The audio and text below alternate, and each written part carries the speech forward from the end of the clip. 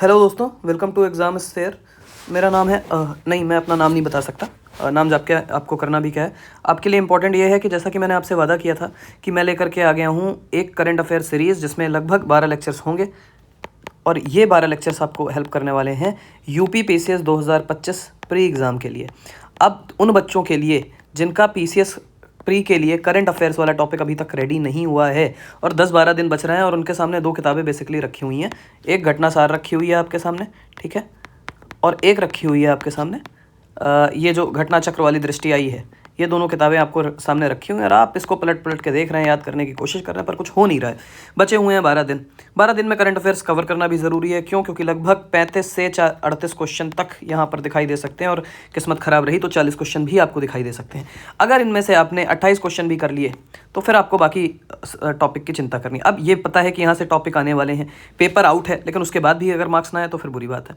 लेकिन तैयारी की नहीं है। कुछ बच्चों ने तैयारी कर ली है पर अपने रिवीजन को लेकर के बहुत श्योर नहीं है, क्योंकि ये मोटी मोटी किताबें दोनों देख करके इनको लग रहा है रिवीजन हो पाएगा कि नहीं। तो उसके लिए मैं लेकर के आ गया हूँ ये वाली सीरीज़, जिसके लिए मैंने आपको पहले भी बोला था कि 24 तारीख से ये सीरीज़ शुरू होगी, पर मेरी तबीयत बीच में बहुत ख़राब हो गई, इसलिए मैं शुरू नहीं कर पाया। मैंने शुरू में सोचा था कि इसमें 15 लेक्चर्स रखे जाएंगे, लेकिन अब थोड़ा लेक्चर्स का ड्यूरेशन बढ़ाना पड़ेगा, है ना। 1 घंटे से ऊपर लेक्चर्स हम रखेंगे, कई बार 2 घंटे भी जा सकते हैं। तो चूंकि आपके पास टाइम कम है तो हम 12 दिन के अंदर ये लेक्चर्स कवर करेंगे। लेक्चर्स कवर करने के साथ ऐसा नहीं होगा कि हम सिर्फ थ्योरी वाला पार्ट करेंगे। आप नीचे देखिए तो हर थोड़ी सी थ्योरी करने के बाद उससे संबंधित किस तरीके का क्वेश्चन एग्जाम में हमसे पूछा जा सकता है, वैसे क्वेश्चन भी हम लेकर के आए हैं। और इस क्लास की सबसे इंपॉर्टेंट बात ये रहेगी कि हम लोग कोई भी फालतू बातें नहीं करेंगे, है ना। जैसे आपके पास ये जो दोनों किताब रखी हैं, घटना सार और घटना चक्र, यहाँ पर बहुत सारी चीज़ें ऐसी लिखी हुई हैं जो आपके काम की नहीं है, जहाँ से एग्जाम में क्वेश्चन बनता नहीं है और इतने सालों से बन भी नहीं रहा है, फिर भी वो चीज़ें लिखी रहती हैं। तो वो चीज़ों पर हम ध्यान नहीं देंगे। हम सिर्फ उतना फोकस करेंगे जो हमारे लिए एग्जाम ओरिएंटेड रहेगा, सिर्फ वही बातें करेंगे। 1 मिनट भी 1.5 मिनट भी हम लोग फालतू बातें नहीं करेंगे, इसलिए आपकी एक क्लास बहुत इंपॉर्टेंट है। सीधे क्वेश्चन यहाँ से आपको देखने को मिलेंगे। जो क्वेश्चन भी हम बनाएंगे वो उसी बेसिस पर बनाएंगे जिस बेसिस पर एग्जाम में पूछे जाते हैं। तो चलिए समय वेस्ट किए बिना शुरू करते हैं आज की क्लास। देखो, जो पहला टॉपिक है, देखो क्लास कम रहेगी, ये चीज़ आपको फोकस ज़्यादा करना है। इसके बाद आपको जो PDF मिलेगी ना, मैं क्लास के बाद क्या करूँगा, ये वाली जो PDF है जिसमें MCQ और करंट अफेयर्स, MCQ और थ्योरी दोनों है, ये PDF आपको दे दूंगा। ये PDF रिवाइज करना आपके लिए ज़रूरी हो जाएगा, वो ज़्यादा इंपॉर्टेंट हो जाएगा, ठीक है, क्लास देखने के बाद। तो वो अगर आप कर लेते हैं तो मुबारक हो, गुड टू गो हैं आप एग्ज़ाम के लिए। चलिए, पहला जो टॉपिक है वो क्या कह रहा है, वो NIRF के बारे में है। NIRF क्या है? नेशनल इंस्टीट्यूशनल रैंकिंग फ्रेमवर्क है। ये भारत में जो यूनिवर्सिटीज़ हैं, जो टॉप यूनिवर्सिटीज़ हैं, टॉप इंजीनियरिंग कॉलेजेस हैं, या जितने भी तरीके के हायर एजुकेशनल इंस्टीट्यूशन हैं, उच्च शिक्षण संस्थान हैं, उनके द्वारा उनको दी जाने वाली एक रैंकिंग है जो भारत में सबसे ज़्यादा स्टैंडर्डाइज मानी या सबसे ज़्यादा मानक मानी जाती है ना, कि इसमें जिसको रैंकिंग मिलती है वो इंस्टीट्यूट बहुत अच्छा माना जाता है। तो इसमें टॉप इंस्टीट्यूट्स की अगर हम बात करें तो सारे ज़्यादातर अगर आप देखेंगे तो साइंस इंस्टीट्यूट हैं, या फिर हम कहें कि इंजीनियरिंग कॉलेजेस हैं, ठीक है, इंजीनियरिंग इंस्टीट्यूट्स हैं, ठीक। तो टोटल शुरू के टॉप 5 इंस्टीट्यूट्स में साइंस इंस्टीट्यूट्स का ही कब्जा है, उसमें से 4 इंजीनियरिंग इंस्टीट्यूट्स हैं। नंबर 1 पर आ जाता है आपका IIT मद्रास। IIT मद्रास की नंबर 1 रैंक दी गई है कि यहाँ सबसे अच्छी पढ़ाई होती है ना, एक हायर एजुकेशन के लिए सबसे अच्छा इंस्टीट्यूशन है। लगातार 10वीं बार पहला स्थान इसको मिला है, इसलिए ये इंपॉर्टेंट हो जाता है, ठीक है। फिर दूसरे नंबर पर आता है ISC बेंगलुरु। ISC बेंगलुरु उन बच्चों के लिए बहुत ही ड्रीम कॉलेज है जो हायर एजुकेशन के लिए साइंस स्ट्रीम में हायर एजुकेशन के लिए रिसर्च वगैरह करना चाहते हैं, उनके लिए बहुत अच्छा कॉलेज माना जाता है, ठीक है। रिसर्च के लिए बहुत अच्छा कॉलेज माना जाता है। जो लोग मास्टर्स करना चाहते हैं या फिर साइंस में ही, साइंस के किसी सब्जेक्ट में, या फिर और ऊपर PhD वगैरह करना चाहते हैं, वो इस कॉलेज में जाने का सपना देखते हैं। तीसरे नंबर पर आ जाता है IIT मुंबई। IIT मुंबई को भी ठीक ठाक स्थान मिल गया है। चौथे और 5वें नंबर पर IIT दिल्ली और IIT कानपुर आ जाता है। इतनी बात हमको ध्यान में रखनी है। तो टॉप 5 इंस्टीट्यूट्स की अगर हम बात करें, पहले तो आपसे टॉप 3 ही पूछे जाएंगे, IIT मद्रास, ISC बेंगलुरु और IIT मुंबई। अगर क्वेश्चन बनता है तो ऐसे बनेगा कि कौन सा इंस्टीट्यूट्स है जो टॉप 5 में नहीं है, तो वहाँ पर आपको ऐसे इंस्टीट्यूट्स के नाम दे दिए जाएंगे जो टॉप 5 में है, और एक कोई अलग इंस्टीट्यूट तो आपको सेलेक्ट करना होगा। इसलिए आपको पांचों एक बार पता जरूर होनी चाहिए, आप एक बार देख जरूर लो, ठीक है। फिर श्रेणीवार संस्थान, मतलब अलग अलग कैटेगरी बना दी गई है कि भाई किस कैटेगरी में नंबर 1 कौन है, ठीक। अब जैसे यहाँ पर जो कैटेगरी है वो ज़्यादातर इंजीनियरिंग कॉलेज या साइंस कॉलेजेस की ही बात की जा रही है ना, ज़्यादातर इंजीनियरिंग कॉलेज की ही बात की जा रही है। तो ऐसे अलग अलग कैटेगरी बना दी गई हैं कि भाई अगर आपको इंजीनियरिंग करनी है तो आपको कहाँ जाना चाहिए। तो उसका जवाब है कि भाई आपको IIT मद्रास जाना चाहिए या तो IIT दिल्ली जाना चाहिए, बेस्ट संस्थान माने गए हैं। दूसरा, इनोवेशन करना है, नई नई चीज़ें बनानी है ना, तो कौन सा संस्थान में आपको सबसे अच्छा इकोसिस्टम मिलेगा, सबसे अच्छे प्रोफेसर मिलेंगे, नई चीज़ों की आपको डिस्कवरी करनी है तो आपको कहाँ जाना चाहिए, आईआईटी मद्रास जाना चाहिए। अगर आपको रिसर्च करनी है तो आपको कहाँ जाना चाहिए, तो आपको आईएससी बेंगलुरु जाना चाहिए। अगर मेडिकल की फील्ड में आपको पढ़ाई करनी है तो all India institute of medical sciences Delhi जाना चाहिए। अगर आपको लॉ पढ़ना है, कानून की पढ़ाई करनी है, तो आपको बेंगलुरु के national law school of India में जाना चाहिए। और अगर आपको मैनेजमेंट पढ़ना है तो आपको आईआईएम अहमदाबाद जाना चाहिए। मैनेजमेंट पढ़ने के लिए टॉप 3 जो इंस्टीट्यूट्स ABC माने जाते हैं, अहमदाबाद, बेंगलुरु और कलकत्ता। ठीक है, तो ये अलग अलग कैटेगरी वाइज इसका ये हो गया। अब यहाँ पर तुमको एक बात ध्यान रखनी है कि जब तुमसे पूछा गया कि भाई इंजीनियरिंग इंस्टीट्यूट के लिए नंबर टॉप 2 इंस्टीट्यूट कौन से हैं, तो आईआईटी मद्रास है, आईआईटी दिल्ली है। अब तुम कहोगे आईआईटी मद्रास तो समझ में आता है क्योंकि ओवरऑल ये पहले नंबर पर है, ठीक, और आईआईटी दिल्ली चौथे नंबर पर है, आईआईटी मुंबई तीसरे नंबर पर है। ठीक है, तो टॉप 2 इंस्टीट्यूट में आईआईटी मुंबई क्यों नहीं है, आईआईटी दिल्ली क्यों है, जबकि आईआईटी दिल्ली का नंबर तो ओवरऑल रैंकिंग में मुंबई से नीचे है। तो इसका जवाब ये है कि कई सारे, सिर्फ इंजीनियरिंग पढ़ने का क्राइटेरिया नहीं है, कई सारे क्राइटेरिया हैं जिनके आधार पर ये रैंकिंग दी जाती है। अब वो क्राइटेरिया यहाँ नीचे लिखे हुए हैं, टोटल 5 क्राइटेरिया हैं, 5 क्राइटेरिया टोटल हैं। सबसे पहले कि भाई टीचिंग कैसी होती है, लर्निंग कैसी होती है। दूसरा क्या है, रिसर्च के लिए इंस्टीट्यूट कितना प्रमोट करते हैं, यहाँ के प्रोफेसर कितना प्रमोट करते हैं, इकोसिस्टम कैसा है जो रिसर्च को सपोर्ट करता है या नहीं, रिसर्च करने के लिए सरकार कितना सपोर्ट करती है, आपको स्टाइपेंड मिलता है कोई कि नहीं मिलता है, तो ये 30% है। ठीक है, ग्रेजुएशन आउटकम, मतलब कि ग्रेजुएट होने के बाद हायर इंस्टीट्यूट में, हायर एजुकेशन के लिए अच्छे इंस्टीट्यूट में आपके एडमिशन के चांसेस कितने बढ़ जाते हैं, आपको नौकरी मिलने के चांसेस कितने मिल जाते हैं, यानी ग्रेजुएशन आउटकम्स क्या है। फिर उसके बाद में आउटरीच एंड इंक्लूसिविटी। आउटरीच या इंक्लूसिविटी का मतलब ये है कि अच्छे इंस्टीट्यूट है तो इसका मतलब ये नहीं है कि बड़े पॉलिटिशियंस के बच्चे या फिर अमीर लोग ही जाएंगे, है ना, कितने आम लोग इसमें पहुंच सकते हैं, यहाँ तक पहुंच सकते हैं, उसके 10% का वेटेज है। और धारणा यानी परसेप्शन, यानी मार्केट में इन इंस्टीट्यूट्स की क्या वैल्यू है, बाजार इनको किस तरीके से देखता है, वो एक चीज़ और हो जाती है। तो टोटल अगर हम इसको वेटेज असाइन करें तो वेटेज हम कैसे असाइन कर सकते हैं, 30 60%, 30 60 हो गया, और यहाँ पर हो गया 20, और 20 के बाद 10 और 10। ठीक है, तो इस तरीके से आपको याद रखना है कि 5 टोटल क्राइटेरिया हैं जिनके आधार पर इनको वेटेज असाइन किया जा सकता है। नंबर 1 चीज़, और नंबर 2 चीज़ क्या है कि अगर आपसे पूछा जाए इसकी रैंकिंग को याद करने के लिए, तो रैंकिंग याद करने के लिए एक निमोनिक्स मैं बता देता हूँ। माँ बाबा दें क्या, पढ़ाई नहीं करोगे तो माँ बाबा से प्रसाद मिलेगा क्या। माँ से आपका हो गया मद्रास, बा से आपका हो गया बेंगलुरु, बा से हो गया आपका बॉम्बे, ठीक है, आईआईटी बॉम्बे, दे से दिल्ली, और क्या से का, इसको का कर लो, कानपुर। ठीक है, तो इस तरीके से आप इसको याद कर सकते हो। चलो दूसरा क्वेश्चन देखते हैं क्या कह रहा है। कह रहा है भाई भारत की पहली स्वदेशी 32 बिट माइक्रो प्रोसेसर चिप बनाई गई है ना। अभी देखो सेमीकंडक्टर के लिए, जो सेमीकंडक्टर क्या होता है, एक छोटी सी चिप होती है सिल्वर कलर की, जो आप देखोगे कि जितने भी इलेक्ट्रॉनिक इक्विपमेंट्स हैं उनमें लगती है, उनके बिना कोई भी इलेक्ट्रॉनिक इक्विपमेंट काम नहीं करेगा। ठीक है, तो ये यहाँ पर बात बोली गई है। अब तुम एक बात समझो, ये अभी तक हम लोग बाहर से इंपोर्ट ही करते थे, हम खुद नहीं बनाते थे। अब सवाल क्या कह रहा है कि पहली माइक्रो प्रोसेसर सेमीकंडक्टर चिप हमने जो है वो अपने यहाँ बना दी है 32 बिट की, वो कहाँ पर बनाई गई है। तो सरकार ने, हम लगातार इस चीज़ को जब इंपोर्ट करते हैं तो सरकार ने भारत के अंदर एक सेमीकंडक्टर लेबोरेटरी लगाई, कहाँ पर, मोहाली के अंदर, जहाँ पर सेमीकंडक्टर चिप्स को बनाने के लिए रिसर्च और इनोवेशन के मेथड्स को प्रमोट किया जाता है ना। तो यहाँ पर हम देखेंगे कि हमने सेमीकंडक्टर लेबोरेटरी मोहाली ने इस चिप को बनाया है। किस टेक्नोलॉजी पर बेस्ड है, एक 180 नैनोमीटर CMOS टेक्नोलॉजी पर बेस्ड है। अब ये टेक्नोलॉजी होती क्या है, ये इस पर अभी बात करेंगे, लेकिन फिलहाल इतना ही समझ लो 180 नैनोमीटर CMOS टेक्नोलॉजी पर बेस है। ठीक है, चलो अब समझने की कोशिश करते हैं। विशेषताएं क्या है, 32 बिट सिस्टम है ना, 32 बिट सिस्टम है, यानी कि प्रोसेसिंग स्पीड बेटर होगी। 32 बिट होता है, 64 बिट होता है ना, तो 32 बिट में प्रोसेसिंग स्पीड बेटर होती है। इसकी इंपॉर्टेंस क्या है, सबसे पहले तो भाई इंडिया इंडिपेंडेंट हो रहा है इस चीज़ में, है ना, हमने खुद से बनाया है। दूसरा क्या है, कुछ शुरुआती चीज़ें हैं, हमने जो सपना देखा था सेमीकंडक्टर को यहाँ बनाने का वो बना लिया। और दूसरा, अब इसका इस्तेमाल हम डिफेंस, अब ये देखो ये नहीं पूछा जाएगा यार, इसकी सिग्निफिकेंस नहीं पूछी जाती एग्जाम में। तुमसे यहाँ पर प्रश्न कहाँ से पूछा जा सकता है, सबसे पहले तो चिप का नाम पूछा जाएगा, तो नाम क्या है, विक्रम 320i। दूसरा तुमसे पूछा जा सकता है कि किसने डेवलप किया, तो SCL मोहाली। तीसरा तुमसे पूछा जा सकता है कौन सी टेक्नोलॉजी यूज़ हुई, 180 नैनोमीटर CMOS। ठीक है, और 32 बिट सिस्टम है, तो ये विक्रम 3201 या फिर 320 आई कर भी करके तुम इसे देख सकते हो। तो इसका मतलब साफ है कि ये नाम आपको 32 यहाँ पर जो है ये इंडिकेट कर रहा है, इसके सिस्टम को इंडिकेट कर रहा है कौन सा सिस्टम है। ठीक है, तो ये बात याद रखनी है। अब क्वेश्चन ये है कि 180 नैनोमीटर सीमॉस का मतलब क्या होता है। देखो 180 नैनोमीटर मतलब चिप का साइज बहुत छोटा है, बहुत छोटा आकार है। ठीक, इतना समझ लो कि बाल की मोटाई में लाखों करोड़ों नैनोमीटर आ जाते हैं। और 180 नैनोमीटर का मतलब है कि चिप के अंदर चीज़ें बहुत छोटी छोटी, बहुत टाइनी है। ठीक, अब सीमॉस क्या है? सीमॉस एक टेक्नोलॉजी है जिसके थ्रू चिप को बनाया जाता है।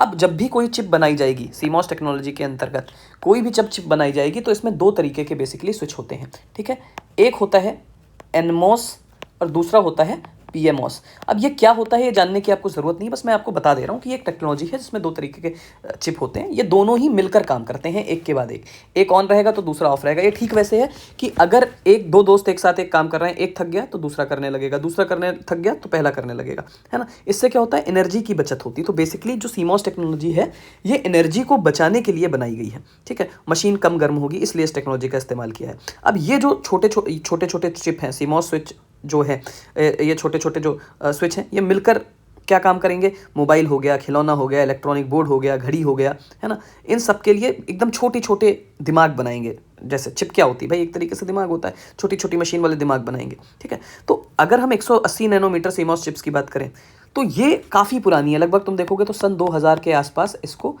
कॉमर्शलाइज किया गया था, मतलब बेचने के लिए बनाया गया था। पुरानी है पर बहुत बढ़िया क्वालिटी की है, सस्ती मद्दी टिकाऊ, है ना, सस्ती मद्दी टिकाऊ, सस्ती है, भरोसेमंद है, सीखने समझने के लिए बढ़िया है। ठीक है, तो स्कूल कॉलेजेस के प्रोजेक्ट में भी इसका इस्तेमाल आज भी किया जाता है। तो ये होता है 180 नैनोमीटर सीमॉस चिप का मतलब। ठीक है, तो विक्रम 320i SCL मोहाली, बस इतनी चीज़ें तुमको याद रखनी है।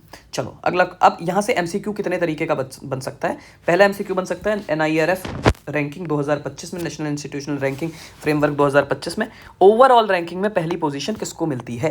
ठीक है, IISc Bengaluru, IIT Mumbai, IIT Madras या IIT दिल्ली। सही जवाब क्या है? IIT मद्रास को पहली रैंकिंग मिलती है। ठीक है, दूसरी रैंकिंग किसको मिलती है? दूसरी रैंकिंग किसको मिलती है?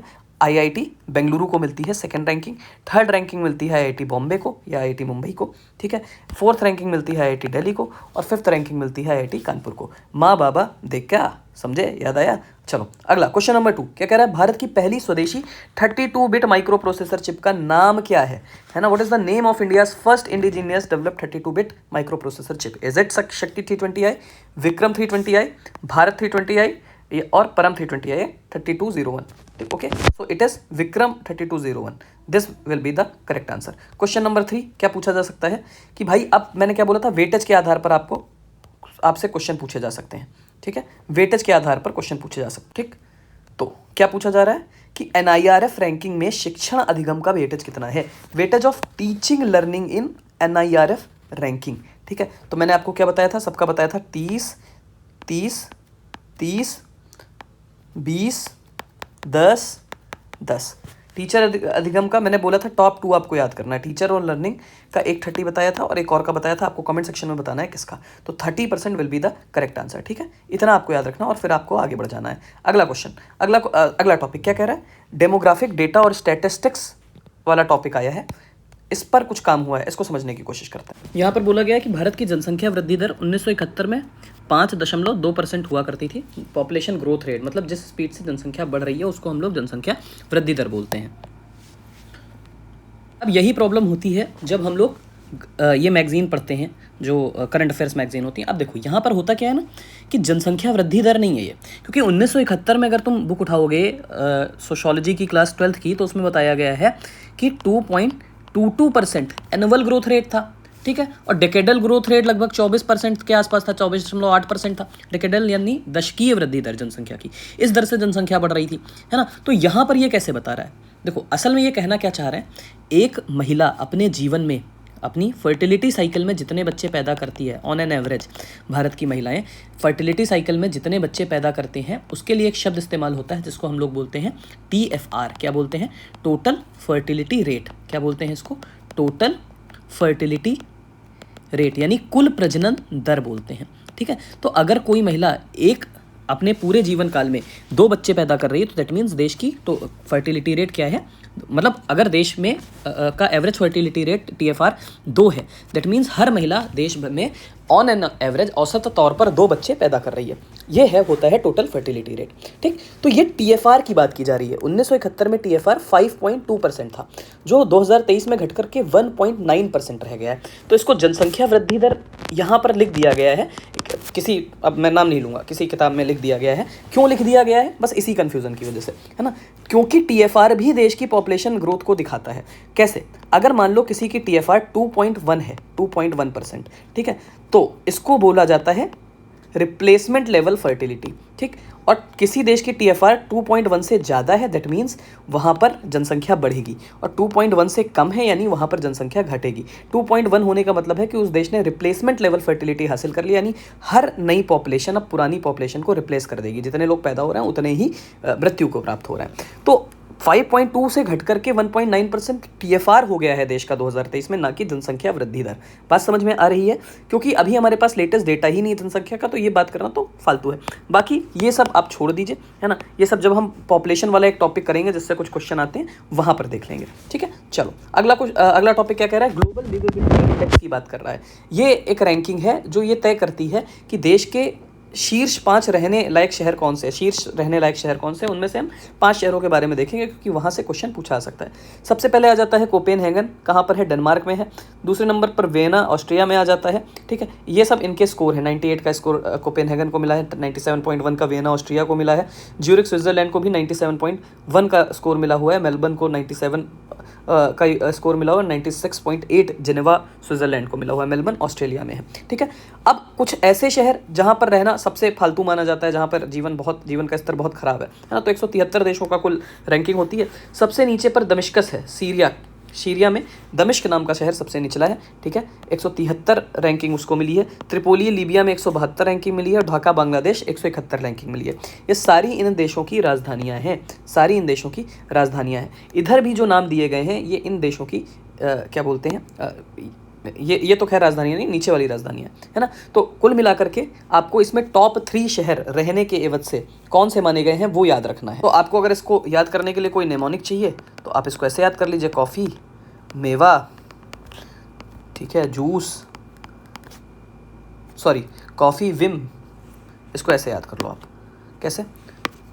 कॉफ़ी, विम, जूस, मेवा, जेली, ये टॉप शहर हैं। इसमें से तुमसे बस टॉप पूछा जाएगा, टॉप का स्कोर याद रखना है 98। ठीक है, जो टॉप शहर है उसका आपको स्कोर याद रखना है 98 है।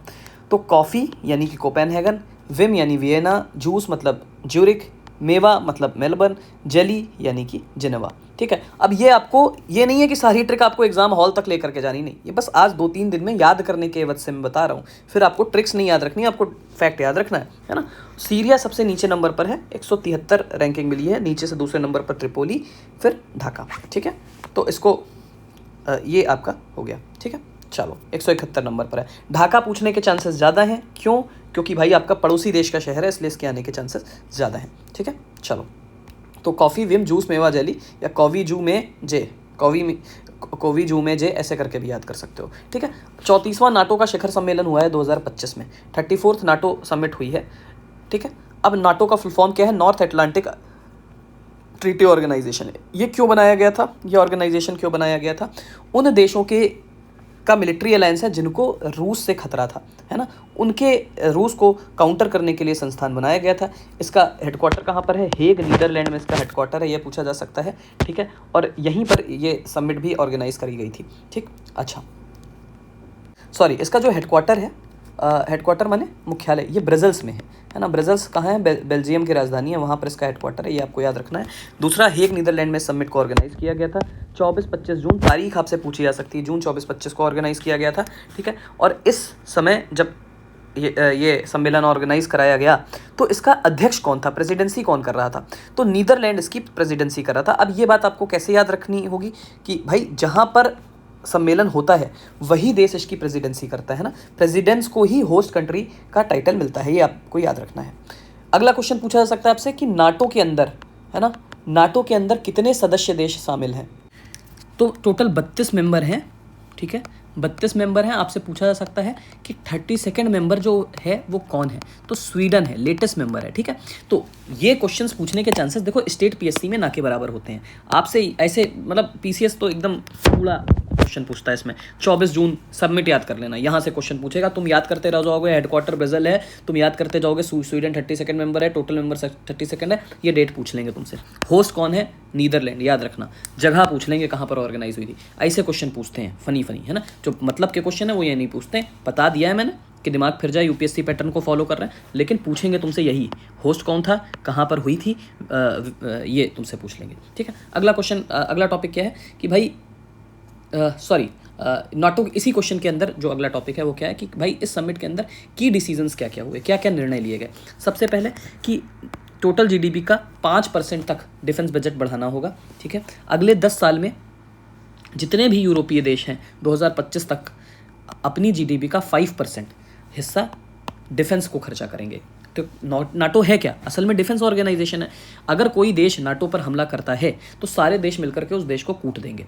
तो अब इसमें कई मजबूत देश हैं, कई कमज़ोर देश हैं। तो हर देश अपनी जीडीपी का, अब मान लो कि स्वीडन बहुत खर्चा कर रहा है अपनी रक्षा बजट पर और वहीं पर कोई देश ऐसा है जो खर्चा ही नहीं कर रहा है, तो ये तो अन्याय हुआ, है ना। तो इसीलिए हर देश अपनी जीडीपी का 5% रक्षा बजट में खर्चा करेगा। ये निर्णय यहाँ पर लिया गया है, मुख्य निर्णय यही है। तो बेसिकली तुमको 3 चीज़ें याद रखनी। 24-25 जून को सबमिट हुई, हेग मुख्यालय है, जीडीपी का 10% 2035 तक रक्षा में खर्चा करेंगे, ठीक। अगला क्वेश्चन क्या कह रहा है कि वर्ल्ड ट्रेड ऑर्गेनाइजेशन का मत्स्य पालन या फिशरीज सब्सिडीज एग्रीमेंट हुआ है, इसके बारे में आपको पढ़ना है, ठीक है। अब ये क्या है समझने की कोशिश करते हैं। देखो यहां पर, अब देखो निकारागुआ जो है ना, इस सब्सिडी को एक्सेप्ट करने वाला 101वां मेंबर बन चुका है, ये आपको याद रखना होगा। 2022 में इस एग्रीमेंट की शुरुआत हुई थी, है ना, और 2025 में निकारागुआ ने इसको स्वीकार किया है। अब ये है क्या, समझ आया नहीं सर, समझने की कोशिश करते हैं। देखो होता क्या है ना कि कई देश अपने मछुआरों को सब्सिडी देते हैं। अब इससे होता क्या है कि बड़े बड़े मछुआरे मिलकर के बड़ी बड़ी मछलियाँ, ज़्यादा मछलियाँ पकड़ लेते हैं, तो समुद्र में मछलियाँ बचती नहीं। क्यों? क्योंकि बड़े बड़े मछुआरों को सरकार सब्सिडी देती है, उनके पास बड़ी जाल, बड़ी नावें, ये सब होती हैं, तो वो मछली पकड़ लेते हैं। छोटे मछुआरे जिनके पास रिसोर्सेज नहीं है, उनके लिए मछलियाँ बचती नहीं और वो भूखे मरते हैं, ठीक। तो वो देश जो अपने मछुआरों को ज़्यादा सब्सिडी देते हैं, उनके बगल में मान लो कोई गरीब देश है, ठीक, तो भाई अमीर देश के मछुआरों ने सारी मछली पकड़ ली जिनको सब्सिडी मिल रही है मछुआरों को, और गरीब देश के मछुआरे नाविक जो हैं वो बेचारे भूखों मर रहे हैं, है ना। तो इस चीज़ को बैन करने का काम WTO की फिशरी सब्सिडी एग्रीमेंट करता है। 2 जनवरी 2025 को इस एग्रीमेंट को स्टार्ट किया गया। निकारागुआ इसको स्वीकार करने वाला 101वां देश है, ठीक है। इतनी बातें बस आपको याद रखनी, मेरे ख्याल से यहाँ से क्वेश्चन पूछ लिया जाएगा, ठीक है। यहाँ से क्वेश्चन आपसे पूछ लिया जा सकता है। तो क्वेश्चन पूछा जाएगा, WTO फिशरीज सब्सिडीज एग्रीमेंट 2022 में शुरू हुआ था, निकारागुआ 101वां मेंबर है। रीज़न मैंने आपको बता लिया, IUU मत्स्य पकड़ने पर रोक है। IUU का मतलब क्या होता है, इलीगल, अनरेगुलेटेड और अनरिपोर्टेड, ठीक है। ये IUU फिशिंग को बोला जाता है, ठीक। समुद्री संसाधन का रक्षण करना, ये सारी चीज़ें आप पढ़ लेना एक बार, क्वेश्चन हालांकि बनने वाला नहीं है। भारत की GDP वृद्धि पर क्वेश्चन पूछा जा सकता है। 2024-25 में भारत की GDP वृद्धि पर क्वेश्चन पूछा जा सकता है। प्रोविजनल एस्टिमेट्स लगाए गए हैं कि 2024-25 के लिए भारत की जो GDP रहेगी वो कितनी रहेगी, ठीक है। तो हालांकि अब इस पे क्वेश्चन पूछने की चांसेस कम है, इसको हम टॉपिक को हटा देते हैं क्योंकि 2024-25 का फाइनेंशियल ईयर एंड हो चुका है, ठीक। हालांकि अब इसमें बजट आ जाएगा तो बजट से हम इसका क्वेश्चन पूछेंगे, यहाँ से छोड़ दो, है ना, तो इसको छोड़ देते हैं। अगला टॉपिक देखते हैं अब, संभावित MCQ इसमें क्या क्या बन सकते हैं। सबसे पहले तो ग्लोबल लिवेबिलिटी इंडेक्स 2025 में पहला स्थान किस शहर को मिला, इस पर क्वेश्चन पूछा जा सकता है। Which city trap the global liveability index 2025, है ना। तो याद करो भैया, कोपेनहेगन कॉफ़ी सबसे पहले नंबर पर था, है ना, ट्रिक मैंने आपको बताई थी। तो Copenhagen mark will be the correct answer. 34वां नाटो शिखर सम्मेलन 2025 कहाँ पर आयोजित हुआ, हेग नीदरलैंड में आयोजित हुआ, याद रखना, ठीक है। इसका वो कहाँ है, हेडक्वार्टर कहाँ है, ब्रसेल्स के अंदर हेडक्वार्टर है, ठीक। चलो ये क्वेश्चन हमने छोड़ दिया है, इसको, इस टॉपिक को हमने छोड़ दिया है, तो क्वेश्चन भी छोड़ देते हैं। चौथा क्वेश्चन, WTO मत्स्य पालन समझौते को स्वीकार करने वाला 101वां देश कौन सा है।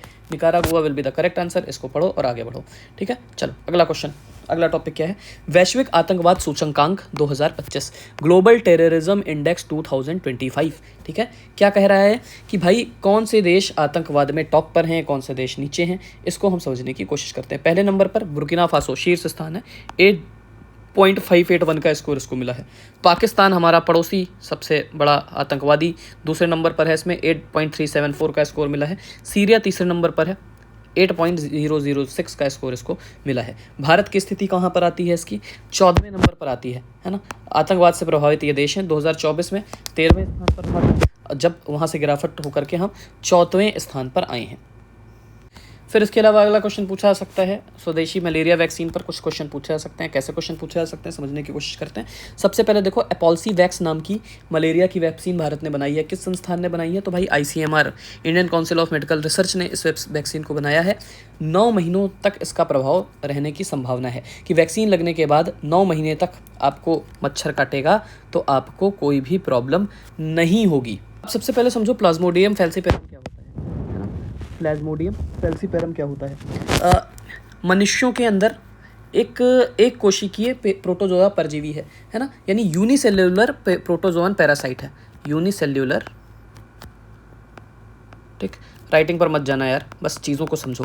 प्रोटोजोअन पैरासाइट है। पैरासाइट मतलब जो दूसरों के शरीर में रह करके खून चूसते हैं, है ना, वो होते हैं पैरासाइट। मतलब सामने वाले से लेते तो हैं पर देते कुछ नहीं है, ठीक। अच्छा, तो ये है। इसको मारने के लिए, इसको खत्म करने के लिए, इस पर असर रखने के लिए क्या बनाया गया है? ये इस वैक्सीन को बनाया गया है। किसने डेवलप किया है? इंडियन काउंसिल मेडिकल रिसर्च का एक संस्था, जिसको हम NIMR बोलते हैं, national institute of malaria research. Indian council of medical research क्या है? एक एपेक्स बॉडी है, टॉप बॉडी है, जो इंडिया के अंदर इन सारी चीज़ों को रेगुलेट करती है। एक संस्कारी संस्था जो रिसर्च को, मेडिकल रिसर्च को भारत के अंदर रेगुलेट करती है, किसी भी बीमारी से संबंधित, है ना, उसको फैसिलिटेट करती है, प्रमोट करती है, फंडिंग जुटाती है, इंफ्रास्ट्रक्चर देती है ना। तो उसी के अंदर एक इंस्टीट्यूट बनाया गया है, national institute of malaria research, जो सिर्फ मलेरिया पर फोकस करता है, मलेरिया से संबंधित रिसर्च पर फोकस करता है।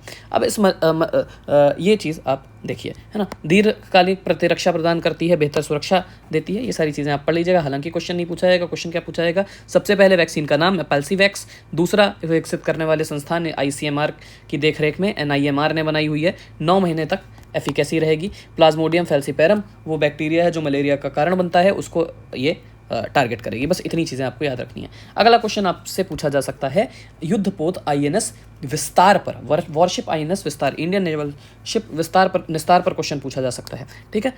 अब ये कमीशन हुआ है 18 जुलाई 2025 को, भारतीय नौसेना के अंदर इसका कमीशन हुआ है। 52 मीटर लंबा युद्धपोत है, ठीक है, और लगभग चौड़ाई इसकी 8 मीटर के करीब है। 320 टन वजनी युद्धपोत है ये।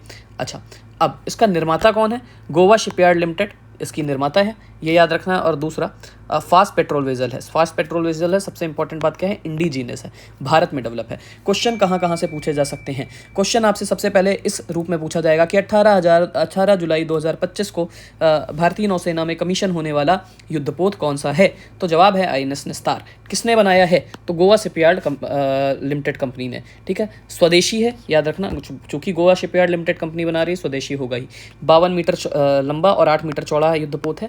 ये क्वेश्चन पूछने के चांसेस एकदम जीरो हैं, है ना। वजन पूछा जा सकता है जरूर, 320 टन, है ना, लेकिन इन दोनों के पूछे जाने के चांसेस बिल्कुल जीरो हैं। 2 चीज़ें आपको याद रखनी है, INS निस्तार, कमीशनिंग की तारीख, किसने बनाया है, ये 3 चीज़ें मुख्य तौर पर आपको याद रखना है, ठीक है। चलो अगला क्वेश्चन क्या कह रहा है भाई? अगला टॉपिक क्या कह रहा है? स्पेस डॉक मिशन के बारे में बात कर रहा है।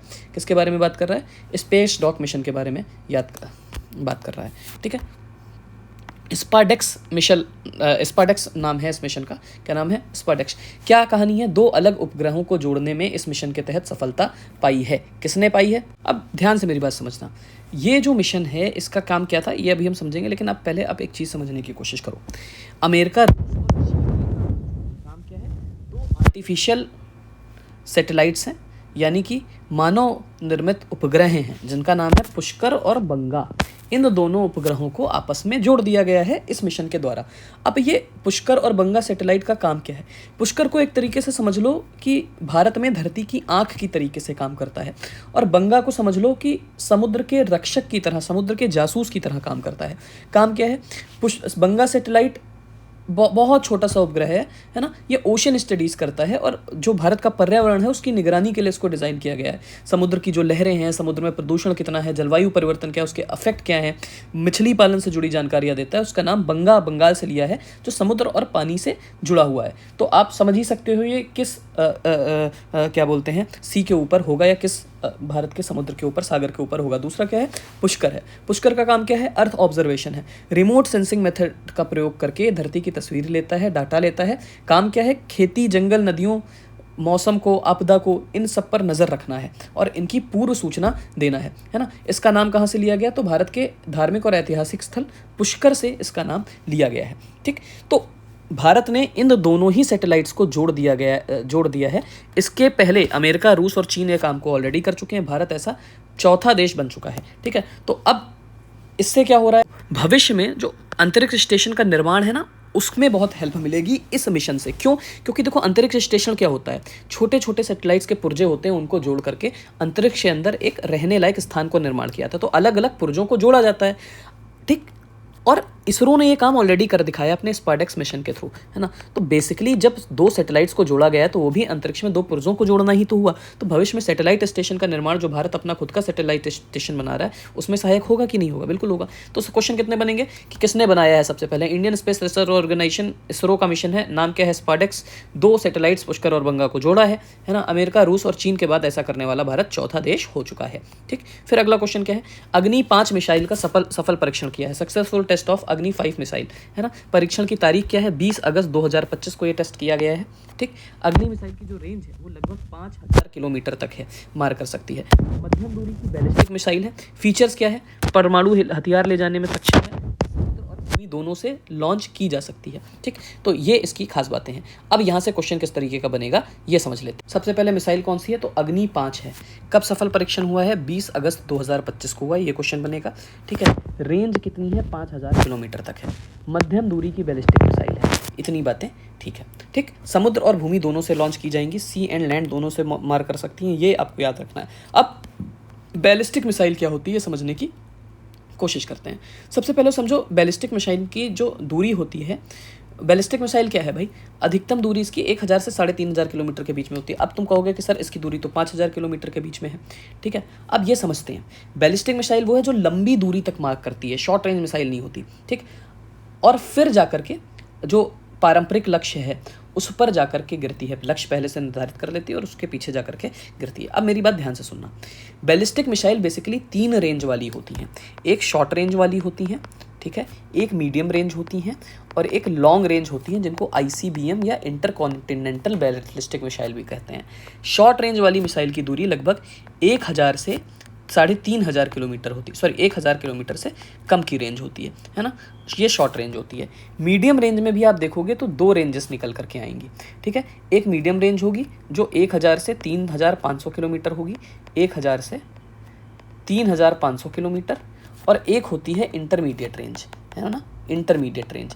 ये लगभग 3500 से 5000 किलोमीटर तक मार कर पाती है। तो अभी जिस अग्नि 5 की हम बात कर रहे हैं, ये इंटरमीडिएट रेंज की बैलिस्टिक मिसाइल है। ICBM या फिर इंटरकॉन्टिनेंटल बैलिस्टिक मिसाइल जो कि 5000 किलोमीटर, 5500 किलोमीटर से ज़्यादा मार कर पाती है, इसको हम लोग लॉन्ग रेंज मिसाइल भी बोलते हैं। अब जब इस मिसाइल को लॉन्च किया जाता है तो लॉन्च करने का तरीका क्या होता है, रॉकेट से मिसाइल को ऊंचाई तक लेके जाया जाता है, रॉकेट इंजन से ऊंचाई तक लेके जाया जाता है। फिर वहाँ पर रॉकेट से मिसाइल अलग होती है और एक पैराबोलिक आकार में जाकर के लक्ष्य तक पहुँचती है, एक आर्क बनाती है, ये पैराबोलिक आर्क का निर्माण करती है और फिर दूसरी तरफ नीचे आकर के जो भी लक्ष्य होगा वहाँ पर गिरेगी। बात समझ में आई? तो ये होती है बैलिस्टिक मिसाइल। भारत में जो अग्नि 5 है, इसके थ्रू आप परमाणु हथियार को भी मार करा सकते हो। अगला क्वेश्चन सिलिकॉन रहित कंप्यूटर चिप पर पूछा गया है, सिलिकॉन फ्री कंप्यूटर चिप के निर्माण पर पूछा गया है। ठीक है, तो आप देखेंगे कि यूनिवर्सिटी ऑफ पेंसिल्वेनिया के वैज्ञानिकों द्वारा आपका पेरोस्काइट बेस्ड फायरफ्लाई कम ऊर्जा तेज प्रोसेसिंग पर्यावरण हितैषी सिलिकॉन फ्री कंप्यूटर चिप का निर्माण किया गया है। अब इसका मतलब क्या होता है, पेरोस्काइट का मतलब क्या होता है समझने की कोशिश। ये क्या है, ये एक मिनरल है। ठीक है, एक मिनरल है जो अपने क्रिस्टल पैटर्न की वजह से जाना जाता है। इसका जो क्रिस्टलाइजेशन होता है वो एक खास पैटर्न की वजह से होता है, उसको अभी आपको समझने की ज़रूरत नहीं है। उस पैटर्न को बोला जाता है पेरोस्काइट स्ट्रक्चर, है ना, पेरोस्काइट स्ट्रक्चर, है ना। अब इस पैटर्न का इस्तेमाल आजकल बहुत ज़्यादा किया जा रहा है सोलर पैनल बनाने के लिए, है ना, अच्छे से चार्ज हो जाता है, ठीक है। इसके अलावा बैटरी के सेल बनाने के लिए तो वहाँ पर इसकी उपयोगिता देखी जाती है, ठीक है। इसके अलावा सेंसर बनाने के लिए तो वहाँ पर आप देखेंगे तो पेरोस्काइट नाम की मिनरल का इस्तेमाल किया जाएगा। इसका जो नाम है ये एक रशियन वैज्ञानिक के नाम पर रखा गया। पेरोस्काइट का कोई मतलब नहीं होता, लेव पेरोस्की के नाम पर इसका नाम रखा गया है, बस इतना आपको समझना है, ठीक। तो यहाँ पर क्या है ना, ये जो कंप्यूटर चिप बनाई जाएगी इसमें सिलिकॉन आपको देखने को नहीं मिलेगा। ज़्यादातर कंप्यूटर चिप्स के अंदर आपको सिलिकॉन देखने को मिलता है, ठीक। तो सिलिकॉन फ्री चिप है जो कि पेरोस्काइट पर बेस्ड है, ठीक। किसने बनाया है? पेंसिल्वेनिया यूनिवर्सिटी जो है अमेरिका के अंदर, उसके साइंटिस्ट ने बनाया है, ठीक। अब इसकी खास बात क्या है, इसका नाम क्या दिया गया? सबसे पहले तो फायरफ्लाई चिप दिया गया है इसका नाम, ठीक है। इसमें कम ऊर्जा की खपत होगी, क्यों? क्योंकि मैंने बताया कि भाई जो पेरोस्काइट है चार्जिंग में आसानी होती, सोलर पैनल में इसको इस्तेमाल किया जाता है। प्रोसेसिंग तेज होगी और दूसरा पर्यावरण अनुकूलन है, एनवायरमेंटल फ्रेंडली है। ये कुछ इसमें खास बातें हैं। अब इसमें क्वेश्चन कितने तरीके से पूछे जा सकते हैं? सबसे पहले तो चिप का नाम पूछा जा सकता है, तो फायरफ्लाई चिप आपको याद रखना है। दूसरा, कहाँ के वैज्ञानिकों ने बनाया? पेंसिल्वेनिया की यूनिवर्सिटी के वैज्ञानिकों ने बताया है। किस मिनरल का इस्तेमाल किया गया? पेरोस्काइट का इस्तेमाल किया गया है, ठीक है। खास बातें क्या है, फायदे क्या होंगे, वो पूछे जा सकते हैं, ठीक। सबसे ज़्यादा चांसेस हैं कि किस यूनिवर्सिटी के वैज्ञानिकों ने बनाया है, चिप का नाम क्या है और मिनरल कौन सा इस्तेमाल किया गया है। चलिए आइए इन पर बेस्ड कुछ एमसीक्यू देखते हैं। सबसे पहले, वैश्विक आतंकवाद सूचकांक में 2025 में पहला स्थान किस देश को मिला है? तो बुर्किना फासो आपको इसमें पहले नंबर पर मिल जाएगा आतंकवाद प्रभावित देशों में। दूसरे नंबर पर हमारा प्रिय पड़ोसी पाकिस्तान और तीसरे नंबर पर हमारा सीरिया है। भारत का स्थान इसमें 14वें नंबर पर देखने को मिल जाएगा, जो कि पहले 13वें नंबर पर था। भारत की पहली स्वदेशी मलेरिया वैक्सीन का नाम क्या है? कोविशील्ड नहीं, कोवैक्सीन नहीं, वैक्सरेड नहीं, पॉलिसीवैक्स इसका सही नाम है। किसने बनाया है? तो याद रखो आईसीएमआर के तत्वाधान में एनआईएमआर ने, national institute of malaria research ने इसको बनाया है। फिर अगला क्वेश्चन क्या है, स्पेस डॉकिंग मिशन में सफल होने वाला भारत विश्व का कौन सा देश बना? चौथा देश बना। कौन कौन से 4 देश पहले सफल हो चुके हैं? यूनाइटेड स्टेट्स ऑफ अमेरिका, ठीक है, यूएसए, और दूसरा रूस है, ठीक है, रशिया, और तीसरा है चाइना, ठीक है। इसमें क्या किया गया? पुष्कर और बंगा नाम के 2 सैटेलाइट्स को जोड़ दिया गया है। तो भाई स्पेस के अंदर सैटेलाइट्स को जोड़ करके आगे हम कई पुर्जों को जोड़ करके अंतरिक्ष स्टेशन भी बना सकते हैं। चौथा क्वेश्चन, आईएनएस निस्तार किस प्रकार का युद्धपोत है ना? फास्ट पेट्रोल वेसल है, सबसे पहले आपको याद रखना है। और दूसरा 25 अगस्त 2025 में इसको भारतीय नौसेना में शामिल किया गया है। अग्नि 5 मिसाइल की रेंज कितनी है? तो 5000 किलोमीटर है, यानी कि इंटरमीडिएट बैलिस्टिक मिसाइल है। कौन सी है? इंटरमीडिएट बैलिस्टिक मिसाइल है, जो कि मध्यम रेंज की एक बैलिस्टिक मिसाइल है, ठीक है। इतनी बातें आपको याद रखनी है। अगला क्वेश्चन देखते हैं भाई क्या कह रहा है। कह रहा है दिल्ली विधानसभा पूर्ण तौर पर सौर ऊर्जा से संचालित होगी। अब Delhi assembly will be fully solar powered assembly in the country. अब देखो ये क्वेश्चन बहुत ज़्यादा डिटेल में तुमसे नहीं पूछा जाएगा, एकदम सिंपल पूछा जाएगा कि दिल्ली असेंबली जो है वो पहली सोलर पावर असेंबली है, ठीक। पूछा जाएगा which assembly became the first solar power state assembly of India. आपका ऑप्शन है दिल्ली। 4 अगस्त, इसको भी याद रखने की बहुत ज़्यादा ज़रूरत नहीं है ना। ये ज़रूर पूछा जा सकता है कि कितनी किलोवाट की परियोजना है, तो 500 किलोवाट की सौर ऊर्जा परियोजना है, यानी कि सूरज की रोशनी से 500 किलोवाट तक ऊर्जा इससे बनाई जाएगी, ठीक है। विशेषताएं क्या हैं? सबसे पहले तो देखो कि सस्टेनेबल डेवलपमेंट की लक्ष्य में एक महत्वपूर्ण कदम है। दूसरा, 1.75 करोड़ की वार्षिक बचत इससे हो सकती है। तीसरा कि भाई पूरी तरीके से पेपरलेस सिस्टम है ना, तो सब कुछ मोबाइल पर होगा, ऐप के माध्यम से होगा, तो इससे पारदर्शिता बढ़ेगी और पर्यावरण संरक्षण बढ़ेगा।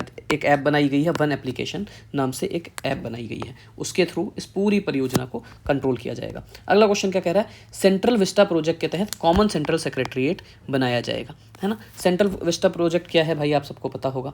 अब देखो, प्रधानमंत्री द्वारा घोषणा की गई है, जिससे देखो देश के अंदर लगभग 50 से प्लस मिनिस्ट्रीज डिपार्टमेंट्स हैं, तो ये सब अलग अलग जगह काम करते हैं। इससे टाइम वेस्ट बहुत ज़्यादा होता है ना, टाइम वेस्ट ज़्यादा होता है, क्या बोलते हैं, रेड टेपिंग होती है, रेड टेपिज्म को बढ़ावा मिलता है। तो लगभग इन सारी चीज़ों को एक छत के नीचे लाने के लिए एक सेंट्रल विस्टा प्रोजेक्ट बनाया गया है, जिसका घोषणा प्रधानमंत्री जी ने कतरिया भवन नई दिल्ली के अंदर कर दी थी, ठीक है। कहाँ पर घोषणा करी थी? घोषणा किसके द्वारा की गई थी? सबसे पहले तो ये याद रखो, प्रधानमंत्री नरेंद्र मोदी द्वारा कतरिया भवन के अंदर 6 अगस्त 2025 को घोषणा की गई थी, ठीक। तो अब इसके पूर्ण होने की उम्मीद क्या है? CCS2 और CCS3 अगले महीने तक पूरा हो जाएगा, ठीक। दूसरे चरण में की शुरुआत इसकी कब से हो जाएगी? दूसरे चरण के अंदर आप देखेंगे तो CCS10, CCS6, CCS7 ये सब बनाए जाएंगे। दूसरे चरण की शुरुआत कब हो जाएगी? अप्रैल 2026 में। अब देखिए तो दूसरा चरण शुरू हो चुका है, अप्रैल 2026 में दूसरा चरण इसका शुरू हो चुका है। अच्छा, अब ये CCS शब्द का मतलब क्या है ना?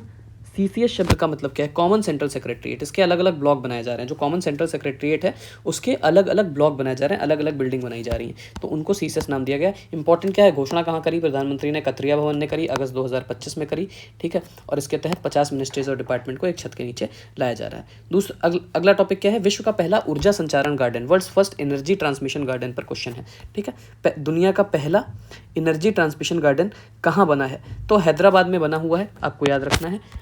कान्हा शांतिवन, हैदराबाद कान्हा शांतिवन में। उद्घाटन किसने किया है?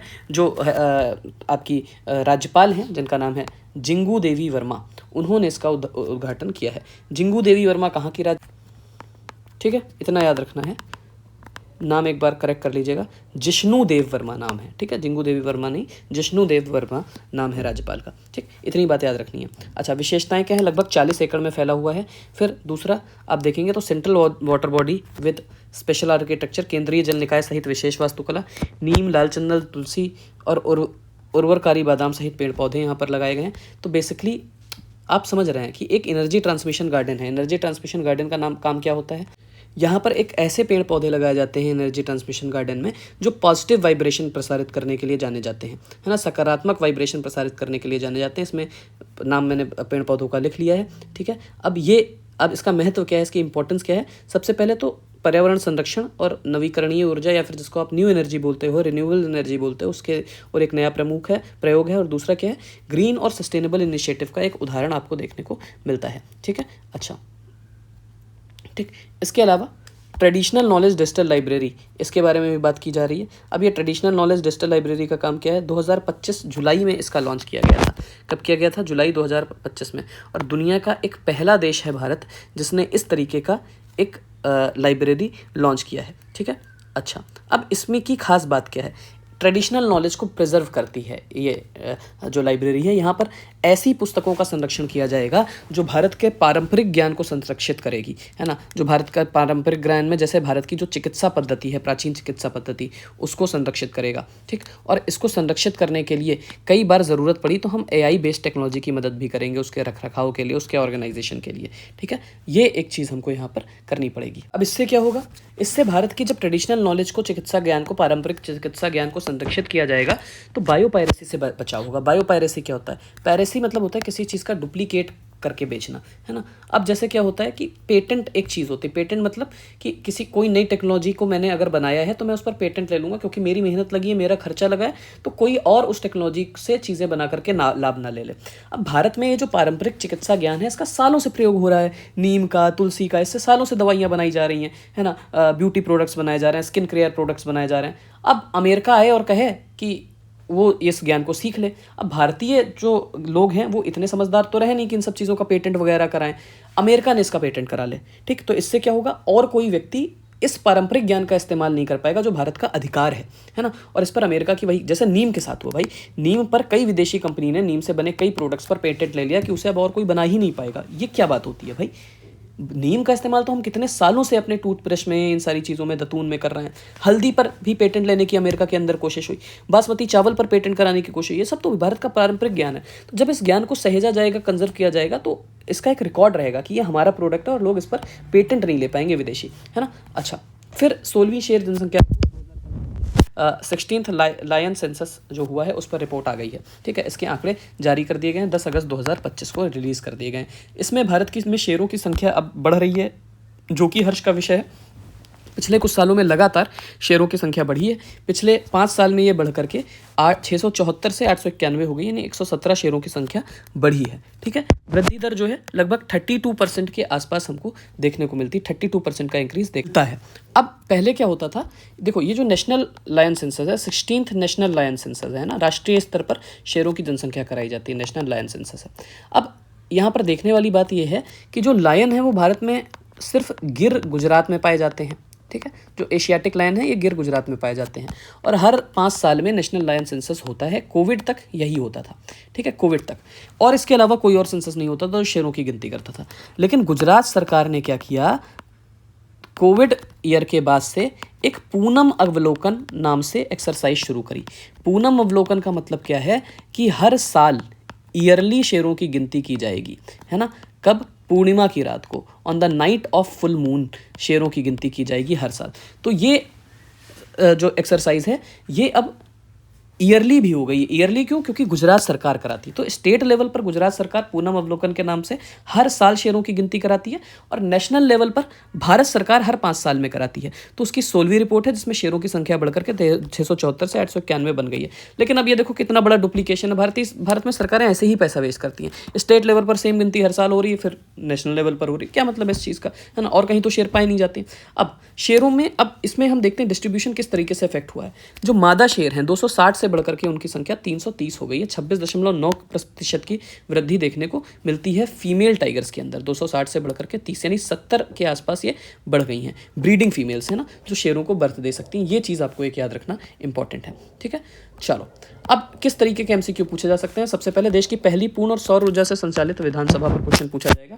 दिल्ली विधानसभा, टिक मारो, आगे बढ़ो। विश्व का पहला ऊर्जा संचरण गार्डन कहाँ पर स्थापित किया गया? हैदराबाद, है ना, ठीक है। राज्यपाल ने इसका उद्घाटन किया है। राज्यपाल का नाम आपको कमेंट करना है क्या है। फिर जिष्णुदेव वर्मा नाम है, याद रखना। टीकेडीएल यानी ट्रेडिशनल नॉलेज डिजिटल लाइब्रेरी कहाँ पर बनाई गई है? भारत में किस जगह पर बनाई गई है? ये तो दुनिया की पहली लाइब्रेरी है। कहाँ पर बनाई गई है? भारत में बनाई गई है। तो भारत में भी किस जगह बनाई गई है भाई? कहाँ पर इसका उद्घाटन किया गया है, ये आपको बताना है, ठीक है। तो किसी पर्टिकुलर जगह नहीं है। अब चूंकि डिजिटल लाइब्रेरी है, यहाँ पर आओ। यहाँ पर मैंने आपको बताया है ना कि डिजिटल लाइब्रेरी है ना बच्चा, तो डिजिटल लाइब्रेरी तो आप कहीं पर भी बना दो, कोई एक जगह तो आप निर्धारित नहीं कर सकते हो डिजिटल लाइब्रेरी बनाने के लिए, है ना। तो बस आपको इतना बताना है कि भाई CSIR द्वारा संचालित है ये, centre for scientific and industrial research, इसके द्वारा संचालित है। बस इतना बताना है। फिर सेल्वी शेर जनसंख्या लायन सेंसस पर रिपोर्ट पर क्वेश्चन पूछा जाएगा, है ना। नेशनल लायन सेंसस है, ठीक है। और स्टेट के अंदर पूनम अवलोकन के नाम से होता है। शेरों की संख्या बढ़कर के 891 पहुंच गई है। फीमेल लायंस की संख्या कितनी हो गई है? फीमेल ब्रीडिंग लायंस की संख्या 260 पहले हुआ करती थी, जो इंक्रीज होकर के 330 के आसपास पहुंच गई है। सेंट्रा विस्टा प्रोजेक्ट के तहत CCS में कितने मंत्रालय और विभाग आएंगे, है ना? 50+ डिपार्टमेंट के लगभग इसमें आएंगे, ठीक है। चलो अगले क्वेश्चन देखते हैं। G7 शिखर सम्मेलन पर क्वेश्चन पूछा गया है। G7 समिट पर क्वेश्चन पूछा गया है। सबसे पहले आपको ये बताना है कि अब यहाँ पर देखो G7 क्या है, ये आपको बताना है। कौन कौन से देश हैं, कुछ ही क्वेश्चन हैं इसमें जो बनेंगे, और PCS वहीं से क्वेश्चन पूछता है, कितनी भी डिटेल्स पढ़ लो। अब देखो, इसमें G7 शिखर सम्मेलन की बात हो रही है। हर साल ये G7 शिखर सम्मेलन होता है, और पिछले कई सालों से इसमें भारत को बुलाया जा रहा है। लेकिन इस बार पहलगाम हमले के बाद ये शिखर सम्मेलन हुआ, जिसमें भारत को बुलाया नहीं गया था बहुत लंबे समय तक, है ना। लेकिन बाद में आप देखें, ऐसा लग रहा था कि भारत को नहीं बुलाया जाएगा अमेरिका के विरोध के कारण, लेकिन बाद में इस सम्मेलन के अंदर भारत को बुलाया गया। अब G7 क्या है? दुनिया की जो 7 बड़ी इकॉनमी है उनका एक समूह है। इसमें के सदस्य देश कौन कौन से हैं? तो आप देखिए, Canada, France, Germany, Italy, Japan, United kingdom और यूनाइटेड स्टेट्स, इसके 5 सदस्य देश हैं, 7 सदस्य देश हैं। इस संस्थान की स्थापना कब हुई थी? तो इसकी स्थापना 1975 में हुई थी।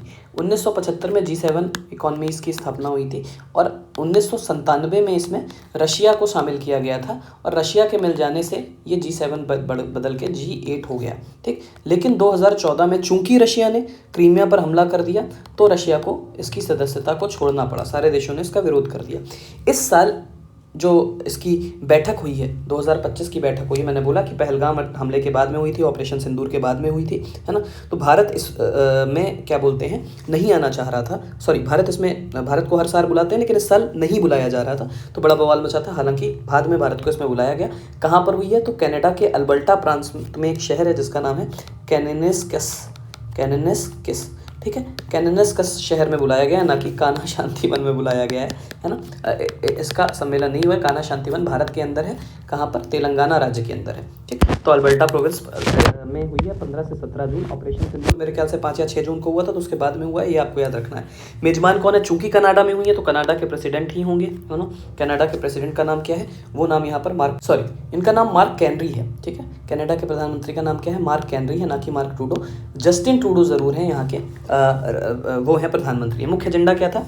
सबसे पहले वही हर बार सेम एजेंडा रहता है, ग्लोबल इकोनॉमी और सिक्योरिटी पर बातचीत करेंगे, एनर्जी सिक्योरिटी को स्ट्रेंथन करेंगे, ऊर्जा सुरक्षा को मजबूत मजबूत करेंगे, कोशिश करेंगे कि नवीकरणीय ऊर्जा का ज़्यादा से ज़्यादा इस्तेमाल हो।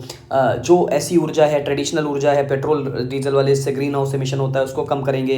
डिजिटल ट्रांसफॉर्मेशन को बढ़ावा देंगे, डिजिटल परिवर्तन को तेजी लाएंगे। भविष्य के लिए रणनीतिक साझेदारियों पर बातचीत करेंगे। यहाँ से क्वेश्चन नहीं बनते। क्वेश्चन जहाँ से तुमसे पूछे जाएंगे तो पहले पूछा जाएगा कि भाई इसमें देश कौन कौन से हैं, तो वो आपको बताना है। सबसे पहले तो परमानेंट 5 के 3 देश आपको याद रखने हैं कि यूके, यूएस, फ्रांस। यूएस का एक दोस्त कनाडा और दूसरा दोस्त जापान इसके अंदर है 5, और दूसरा फ्रांस के 2 दोस्त, फ्रांस और यूके के 2 दोस्त, जर्मनी और इटली इसके अंदर। टोटल 7 कंट्री हो गई। ठीक, गेस्ट कंट्रीज कौन कौन सी हैं? Australia, Brazil, Mexico, south Africa, south Korea and Ukraine. ये इस बार की गेस्ट कंट्रीज रही हैं, है ना। तो ये 6 गेस्ट कंट्री रही हैं। इसमें से तुमसे जो पूछा जा सकता है, एक इंडिया भी रही है, तुमसे जो पूछा जा सकता है तो तुमको इंडिया याद रखना है, ऑस्ट्रेलिया याद रखना है, गेस्ट कंट्री रही है, ब्राज़ील रही है, ये याद रखना है तुमको, साउथ अफ्रीका रही है, ये ज़रूर याद रखना है, और यूक्रेन इस बार रही है, ये ज़रूर याद रखना है ना। तो इंडिया के बराबर की इकॉनमी जितनी भी है, ब्राज़ील, साउथ अफ्रीका, ऑस्ट्रेलिया, ये रही हैं, और यूक्रेन रही। बचती हैं 2, साउथ कोरिया और मैक्सिको, वो आपको याद हो ही जानी चाहिए। ठीक, याद नहीं भी होती है तो कोई बात नहीं, ठीक है। चलो, अब प्रधानमंत्री मोदी का इंडिया जरूर याद रखना, और इंडिया के बराबर की इकॉनमी, ब्राजील, साउथ अफ्रीका, ये तो याद हो ही जाएंगी आपको, है ना। चलो, प्रधानमंत्री मोदी के साइप्रस दौरे पर भी क्वेश्चन आ सकता है, उनकी साइप्रस विजिट पर क्वेश्चन आ सकता है। क्यों आ सकता है? क्योंकि पहली बार किसी प्रधानमंत्री ने साइप्रस की यात्रा की है। कब की है? तो 15 जून 2025 को, ठीक उसी समय जब G7 की मीटिंग हो रही थी, उसके ठीक बाद आप देखते हैं कि मोदी जी साइप्रस की यात्रा के लिए गए हैं। वहाँ पर उनके जो साइप्रस के राष्ट्रपति हैं, उनके द्वारा उनका स्वागत किया है। राष्ट्रपति का नाम क्या है? निकोस क्रिस्टोडोलाइड्स इनका नाम है, ठीक है। अच्छा, तो पहली बार मोदी जी गए हैं, ये आपको याद रखना है। पहली विजिट है किसी भी प्राइम मिनिस्टर की, जून 2025 में है, ठीक है। क्या क्या समझौते वहाँ पर हुए हैं? सबसे पहले तो भारत की जो UPI सेवा है ना, पेटीएम, फ़ोनपे वाली, उसका लॉन्च कर दिया गया है वहाँ पर। तो अब उसका लॉन्च साइप्रस में किया गया है, वो भी UPI बेस्ड ट्रांजैक्शन करेगा। तो भारत में UPI ट्रांजैक्शन को रेगुलेट कौन करता है, कंट्रोल कौन करता है? National payment corporation of India. तो national payment organisation of India और यूरो बैंक साइप्रस के बीच में, ये 2 सरकारी संस्थाओं के बीच में एक पैक्ट होगा, एक मेमोरेंडम ऑफ अंडरस्टैंडिंग साइन किया जाएगा। दूसरा आप देखेंगे कि भारत में NSE 9 और CSE के बीच में जो स्टॉक एक्सचेंज बोर्ड है दोनों देशों के, वहाँ पर एक कॉपरेशन एग्रीमेंट यहाँ पर इंपॉर्टेंट हो जाते हैं। 2 कॉपरेशन एग्रीमेंट इंपॉर्टेंट हो जाते हैं, है ना। कौन कौन से? जो NSE 9 और CSE के बीच में किए जा रहे हैं, ठीक है।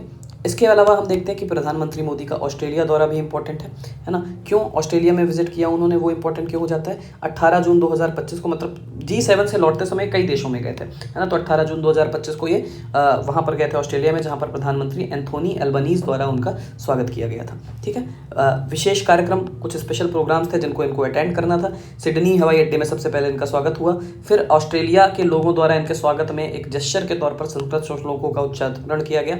ऑस्ट्रेलियन कलाकारों द्वारा लघु कथा नृत्य प्रस्तुत किया गया। यहाँ से क्वेश्चन नहीं पूछा जाएगा। क्वेश्चन पूछा जाएगा जहाँ पर जो चर्चा के मुद्दे रहे, रक्षा और व्यापार, साइबर सुरक्षा, स्वच्छ ऊर्जा, कृषि, खनिज, कौशल विकास, आपदा प्रबंधन, नारी सहयोग, यहाँ पर भी क्वेश्चन पूछने के एकदम बहुत कम चांसेस हैं।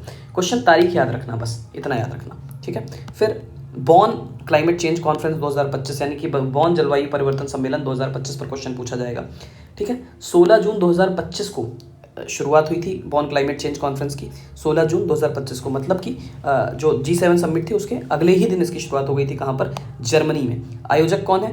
हर बार UNFCCC, यानी कि United Nations framework convention on climate change के द्वारा इसकी शुरुआत की गई थी, ठीक है। तो आप देखें मुख्य उद्देश्य क्या है। सबसे पहले तो मध्यवर्षीय बैठक ये है ना, मिड ईयर बैठक है। तो सबसे पहले, दूसरा कॉप के बाद जो कॉन्फ्रेंस ऑफ पार्टीज होती हैं, उसके बाद दूसरा सबसे महत्वपूर्ण जलवायु मंच माना जाता है। 3 मुख्य उद्देश्यों पर यहाँ पर बात हुई। तो सबसे पहले मध्यवर्षीय बैठक है, तो वहाँ पर अगले 6 महीने का जलवायु एजेंडा क्या रहेगा दुनिया का या सदस्य देशों का, उस पर बात की गई है, ठीक। दूसरा हमको याद रखना है कि वैज्ञानिक समझ को आगे बढ़ाना, इसके 3 मेन ऑब्जेक्टिव में से एक है। दूसरा, जलवायु समझौते जितने भी हुए हैं पेरिस क्लाइमेट के एग्रीमेंट को मिलाते हुए, उसका क्रियान्वयन करना, और कॉप शिखर सम्मेलन जो सबसे बड़ा क्लाइमेट चेंज समिट है उसकी तैयारी करना। ये यहाँ पर मुख्य फैसले लिए गए हैं। अब COP 30 पर बात कर लेते हैं। COP 30 conference of parties 30 UN climate summit हुई है, ठीक है। इस इवेंट का अनाउंसमेंट कर दिया गया है। कब होगा? तो 10 से 21 नवंबर 2025 को ये होना है। कहाँ पर होना है? बेलम सिटी, बेलम डोपारा, ब्राज़ील में इसका आयोजन किया जाना है। इस शहर की विशेषता क्या है? अमेज़न के क्षेत्र में है, हर दिन 12 से 2 बजे के बीच में बारिश होती है इस शहर के अंदर, ये आपको याद रखना है। अगला, वैश्विक जेंडर गैप रिपोर्ट 2025 पब्लिश कर दी गई है। इसमें जो दोनों सेक्स के बीच में अंतर है, डिस्क्रिमिनेशन है, उसको पॉइंट आउट करती हुई रिपोर्ट है। ठीक, भारत में तो टोटल 148 देशों के ऊपर ये सर्वे होता है, उसमें पार्टिसिपेट करते हैं, जिसमें भारत को 131वां स्थान मिला, यानी भारत जेंडर इक्वलिटी के लेवल पर बहुत पीछे है। पूर्व वर्षों में तुलना की जाए तो भारत का स्थान खराब होता गया है। 2024 में भारत का स्थान 129वां था, 2 स्थानों की गिरावट दर्ज की गई है। भारत को टोटल 64.1% इक्वलिटी का स्कोर मिला हुआ है ना। टॉप कंट्री जो है वो आइसलैंड है, आइसलैंड 0.926 स्कोर के साथ। फिनलैंड देखोगे 0.879 का स्कोर मिला हुआ है। टोटल 1000 स्कोर में इसको कैलकुलेट किया जाता है, 1000 में से कितना स्कोर मिला उसके हिसाब से कैलकुलेट किया जाता है ना। तो 92% से ज़्यादा का स्कोर मिलता है किसको? आइसलैंड को मिलता है। ठीक, फिर उसके बाद में अगर हम देखें तो नॉर्वे 0.864% के नाम से के स्कोर के साथ तीसरे नंबर पर है। यूके 0.838% के से चौथे नंबर पर है, और न्यूजीलैंड 5वें नंबर पर आपको देखने को मिल जाएगा। ठीक है, तो भारत 2 पायदान नीचे खिसका है, ये हमको याद रखना है, ये बहुत ज़्यादा ज़रूरी हो जाता है। तो अब इसको याद करने की ट्रिक क्या है ना? इसको याद करने की ट्रिक क्या है? तो IF नो, ठीक है, इफ नाउन ऐसे करके याद कर लेना। ठीक है, इफ से आइसलैंड पहले नंबर पर है, फिनलैंड से दूसरे नंबर पर है, नॉर्वे तीसरे नंबर पर है, यूके चौथे नंबर पर है, न्यूजीलैंड 5वें नंबर पर है। ठीक है, भारत कौन से नंबर पर है? तो 131वें नंबर पर है। अब इन जितने भी टॉपिक्स हमने पढ़े हैं, इनमें से क्या क्या संभावित MCQ पूछे जा सकते हैं, और देखें। सबसे पहले G7 शिखर सम्मेलन 2025 कहाँ आयोजित हुआ? तो कनाडा, है ना, केनिस के शहर में आयोजित हुआ। साइप्रस की यात्रा को समाप्त करने वाले पहले भारतीय प्रधानमंत्री नरेंद्र मोदी। ठीक है, COP30 UN जलवायु सम्मेलन कहाँ पर होना प्रस्तावित हुआ? ब्राजील, बेलम डो पारा शहर में। ग्लोबल जेंडर गैप रिपोर्ट 2025 में भारत का स्थान क्या है? 131वां स्थान है। बॉन जलवायु परिवर्तन सम्मेलन का आयोजक पूछा गया है, UNFCCC, है ना, United nation framework convention on climate change. ठीक है, चलो अब कुछ टॉपिक्स और देख लेते हैं, फिर आज की क्लास को खत्म करते हैं। अगला टॉपिक है online gaming enhancement and regulation act, online gaming संवर्धन और विनियमन कानून। अधिनियमन की जानकारी क्या होगा? अगर हम देखें तो इसको 22 अगस्त 2025 को राष्ट्रपति की मंजूरी प्राप्त हुई। एक क्वेश्चन यहाँ से बन सकता है। उद्देश्य क्या है? पारदर्शिता और जवाबदेही सुनिश्चित करना। ठीक है, इंश्योरिंग ट्रांसपेरेंसी एंड अकाउंटेबिलिटी। अब क्या हुआ देखो, ऑनलाइन खेलों के विज्ञापनों पर पूर्ण रूप से रोक लगा दी गई है। खासकर उनकी बात हो रही है जिसको हम लोग फैंटेसी गेमिंग बोलते हैं, फंतासी गेमिंग बोलते हैं, है ना। कई लोग इसको कहते हैं कि ये जुआ है ना, लेकिन इसके सपोर्टर्स मानते हैं कि ये फंतासी गेमिंग है। जैसे कि ड्रीम 11, है ना, तो ऑनलाइन टीम बना करके आप वहाँ पर क्रिकेट खेलो, सट्टेबाजी करो।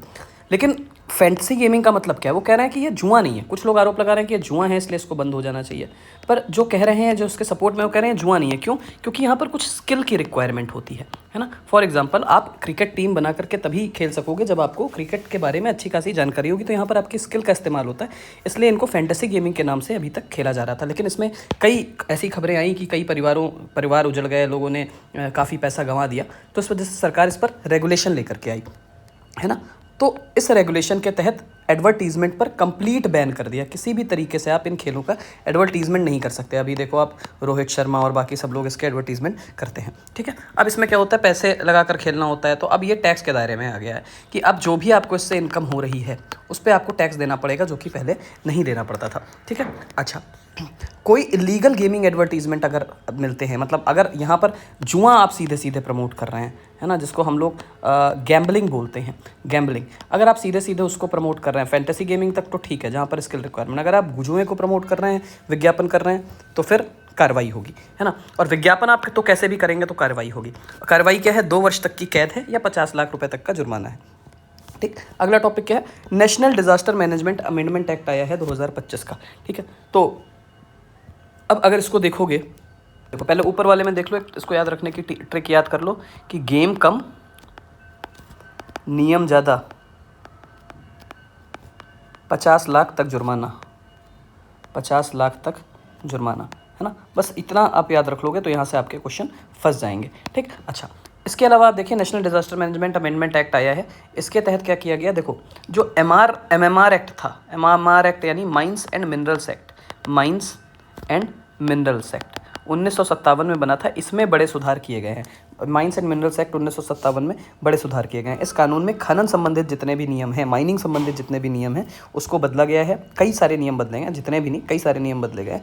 अब खनन की लीज़ जो पहले ली जाती थी, मान लो मैं एक प्राइवेट कंपनी और मुझे किसी माइन की लीज़ लेनी है, कि मतलब मैं सरकार को पैसा दूंगी और लाइसेंस ले लूँगा कि भाई मुझे फला जगह पर माइंस में खनन करने की अनुमति चाहिए। वो कुछ भी हो सकता है, सोना, लोहा, वॉटेवर, कोल, है ना। तो सरकार पहले मुझसे पैसा लेती थी और मुझे खनन करने की अनुमति देती थी, जिसको लीज़ बोलते हैं। तो ये लीज़ पहले 10 साल तक की होती थी। अब इस लीज़ को 10 साल से बढ़ा करके कितना 30 साल तक कर लिया है, खासकर जो गहरे और महत्वपूर्ण खनिज हैं, है ना, उनके लिए। फिर रॉयल्टी में बदलाव लिया है। पहले तो जितना भी पैसा मैं इससे कमाऊंगा, इसमें से 2% रॉयल्टी सरकार लेती थी, ठीक है। तो अब इस रॉयल्टी को बदल दिया गया है, ठीक है। इसको 2% से बढ़ा करके 3% के आसपास कर दिया गया है।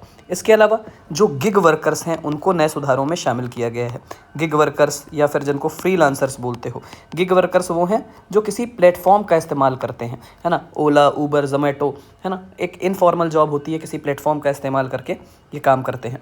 तो कॉन्ट्रैक्ट वर्कर भी इसमें आ जाएंगे, जो कॉन्ट्रैक्टर्स के लिए काम करते हैं, ठेकेदारों के लिए काम करते हैं, ठीक है। ये सारी चीज़ें पहली कर दी गई हैं। दूसरा क्या कर दिया गया, शहर से दूरी का जो माप है उसको बढ़ा दिया गया। पहले क्या होता था कि खनन स्थलों, अब क्या कर दिया गया कि खनन स्थल जो हैं उनकी दूरी का निर्धारण पहले सड़क दूरी के हिसाब से किया जाता था, लेकिन अब सड़क दूरी के हिसाब से नहीं किया जाता, अब एरियल डिस्टेंस या हवाई दूरी के आधार पर किया जाता है। इस बात का मतलब क्या है, और समझने की कोशिश करते हैं। देखो, जैसे कि पहले निर्धारण क्या होता था, शहर से माइंस कितनी दूर हो सकती है, तो एक रोड गई है, वो रोड कितने किलोमीटर की है, इस हिसाब से, है ना। तो अब ऐसे ऐसे अगर रोड जाएगी किसी जगह पर, मान लो इस माइंस तक ऐसे घूमते घूमते पहुंची, तो रास्ता लंबा है। लेकिन अगर हवा से आप सीधे सीधे ऐसे पहुंच जाओगे तो रास्ता छोटा हो जाएगा, है ना। तो अब मतलब शहरों से पास हो सकती हैं माइंस। पहले क्या हो सकती थी, दूर हो सकती थी, क्योंकि सड़क दूरी द्वारा निर्धारण किया जाता था। अब माइंस जो हैं वो शहरों के पास हो सकती हैं, है ना। तो ये सरकार पैसा कमाने के लिए सब करती है, एनवायरनमेंट को भी पॉल्यूट करे दे, उसको इन सब चीज़ों से तो कोई मतलब है नहीं खास में, ठीक है। तो भारत के खनिज अन्वेषण में इसको नई दिशा मिलेगी, इससे बहुत ज़्यादा मार्केट बड़ा होगा। दूसरी चीज़ क्या होगी, रॉयल्टी दर बढ़ गई है, तो उससे भी सरकार को फायदा होगा। ये सारी चीज़ें, ठीक। अब अगला क्वेश्चन देखते हैं, गिग वर्कर्स 2025-26 के लिए खेती डिजिटल ट्रांसफॉर्मेशन यानी एग्रीकल्चरल डिजिटल ट्रांसफॉर्मेशन है। अब ये क्या है, समझने की कोशिश करते हैं, ठीक है। अब यहाँ पर बोला गया है कि जो शहरी क्षेत्रों के करीब रहने वाले किसान हैं, ठीक है, उनको जो खेतों से इनकम होती है उसको अब कैपिटल गेन के तौर पर माना जाएगा, है ना। उनको कैपिटल गेन के तौर पर माना जाएगा। शहर से खेत की दूरी को कैसे मापा जाएगा, इस पर स्पष्टता नहीं थी। अब यह दूरी सड़क से नहीं, हवाई दूरी के आधार पर मापी जाएगी। वही चीज़ जो इसके पहले मैंने बताई है, सेम चीज़ आप इस पर अप्लाई करोगे, ठीक है। समझने की कोशिश करते हैं। अगला क्वेश्चन, अगला टॉपिक, भारतीय बंधन संस्थान संशोधक विधेयक, Indian bonding institute amendment bill, क्या है, समझने की कोशिश करते हैं। अब इसको, ये नाम थोड़ा सा बदलिए, इसका नाम है Indian institute of management bill, है ना, Indian institute on management bill, ठीक है। ये प्रबंधन, इसको बोलो प्रबंधन संस्थान संशोधन विधेयक 2025 पास किया गया है, जिसके तहत एक नया IIM, Indian institute of management, है ना, प्रबंध संस्थान, भारतीय प्रबंध संस्थान गुवाहाटी में बनाया जाएगा, ठीक है। इससे क्या है, गुवाहाटी के अंदर उच्च प्रबंधन शिक्षा के विस्तार को गति देना इसका मुख्य उद्देश्य है। इसका इंपॉर्टेंस क्या है, जनजातीय क्षेत्रों के युवाओं को उच्च गुणवत्तापूर्ण शिक्षा मिलेगी। आसपास के त्रिपुरा, मेघालय, इन मिजोरम, इन सब राज्यों के लोग यहाँ पर पढ़ने आएंगे, जो जनजातीय स्थान ज़्यादा है। 130वां संविधान संशोधन विधेयक अधिनियम यानी 130th कॉन्स्टिट्यूशनल अमेंडमेंट बिल 2025 क्या कहता है, समझने की कोशिश करते हैं। इसके मुख्य प्रावधान हम देखते हैं। पहले क्या है, सबसे पहले तो केंद्रीय गृह मंत्री अमित शाह द्वारा इस बिल को प्रस्तुत किया गया है, ठीक है। 130वां संशोधन अधिनियम, प्रधानमंत्री, मुख्यमंत्री या अन्य किसी मंत्री के गंभीर अपराध के आरोप में लगातार 30 दिनों तक अगर हिरासत में रहते हैं, ठीक है, तो उसके बारे में ये है। ऐसी स्थिति में उन्हें बिना आरोप सिद्ध हुए भी पद से हटना पड़ेगा। कौन, प्रधानमंत्री, मुख्यमंत्री या अन्य मंत्री किसी गंभीर अपराध के आरोप में अगर 30 दिनों से ज़्यादा तक पुलिस हिरासत में रहेंगे, क्राइम प्रूफ हो या ना हो, उन्हें पद से इस्तीफा देना पड़ेगा। इस विधेयक का महत्व क्या है, ठीक, 31वें दिन तक इस्तीफा न देने की स्थिति नहीं होती है तो मंत्री स्वतः पद मुक्त हो जाएंगे। यानी अगर 30 दिन तक कोई भी मिनिस्टर जिसके ऊपर गहरा आरोप लगा है और वो पुलिस हिरासत में है, वो इस्तीफा नहीं देता है, तो उसका जो कार्य कार्यकाल है वो समाप्त हो जाएगा। देखो, याद करो, दिल्ली में मुख्यमंत्री अरविंद केजरीवाल को जेल में रखा गया था, तो उनके स्थान पर आतिशी मारलेना मुख्यमंत्री बनी थी। तो ऐसी स्थिति से निपटने के लिए कि भाई आपकी छवि धूमिल हो गई है, आप जेल में चले गए, तो आपको इस्तीफा देना पड़ेगा, है ना।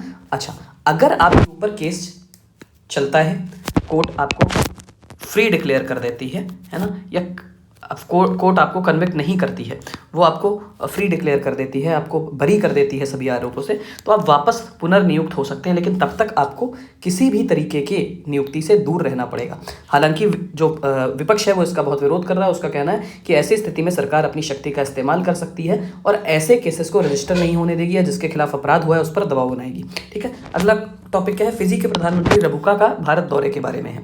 ठीक है, 24 से 26 अगस्त 2025 तक राबुका जो फिजी के प्रधानमंत्री होंगे वो भारत के दौरे पर होंगे और उनका वेलकम पीएम मोदी के द्वारा किया गया। ठीक है, ये बात आपको याद रखनी। कहाँ पर किया गया? हैदराबाद में किया गया, हैदराबाद हाउस में किया गया। इसके तहत कुछ महत्वपूर्ण समझौतों पर साइन किया गया है। सबसे पहले जो हिंद प्रशांत क्षेत्र है, यानी कि इंडो पैसिफिक क्षेत्र है, उसको एक शांतिपूर्वक, मुक्त और समावेशी क्षेत्र बनाने पर सहमति हासिल की गई है। मतलब उसके रिसोर्सेज को सब लोग इस्तेमाल करेंगे, यहाँ पर पीस रहना चाहिए, है ना, और चाइना के दखलंदाजी बहुत ज़्यादा नहीं होनी चाहिए। दूसरा, रक्षा और सुरक्षा सहयोग बढ़ाने के बारे में बात हुई है। डिफेंस और सिक्योरिटी कोऑपरेशन बढ़ाने की बात हुई है। फिर हेल्थ कोऑपरेशन को बढ़ाने के बारे में बात भी हुई है। इसके मामले में फिजी के सुआ शहर में 100 बिस्तरों वाला एक सुपर स्पेशलिस्ट अस्पताल स्थापित करने में भारत उनकी हेल्प करेगा, इसके बारे में एक समझौता हुआ है।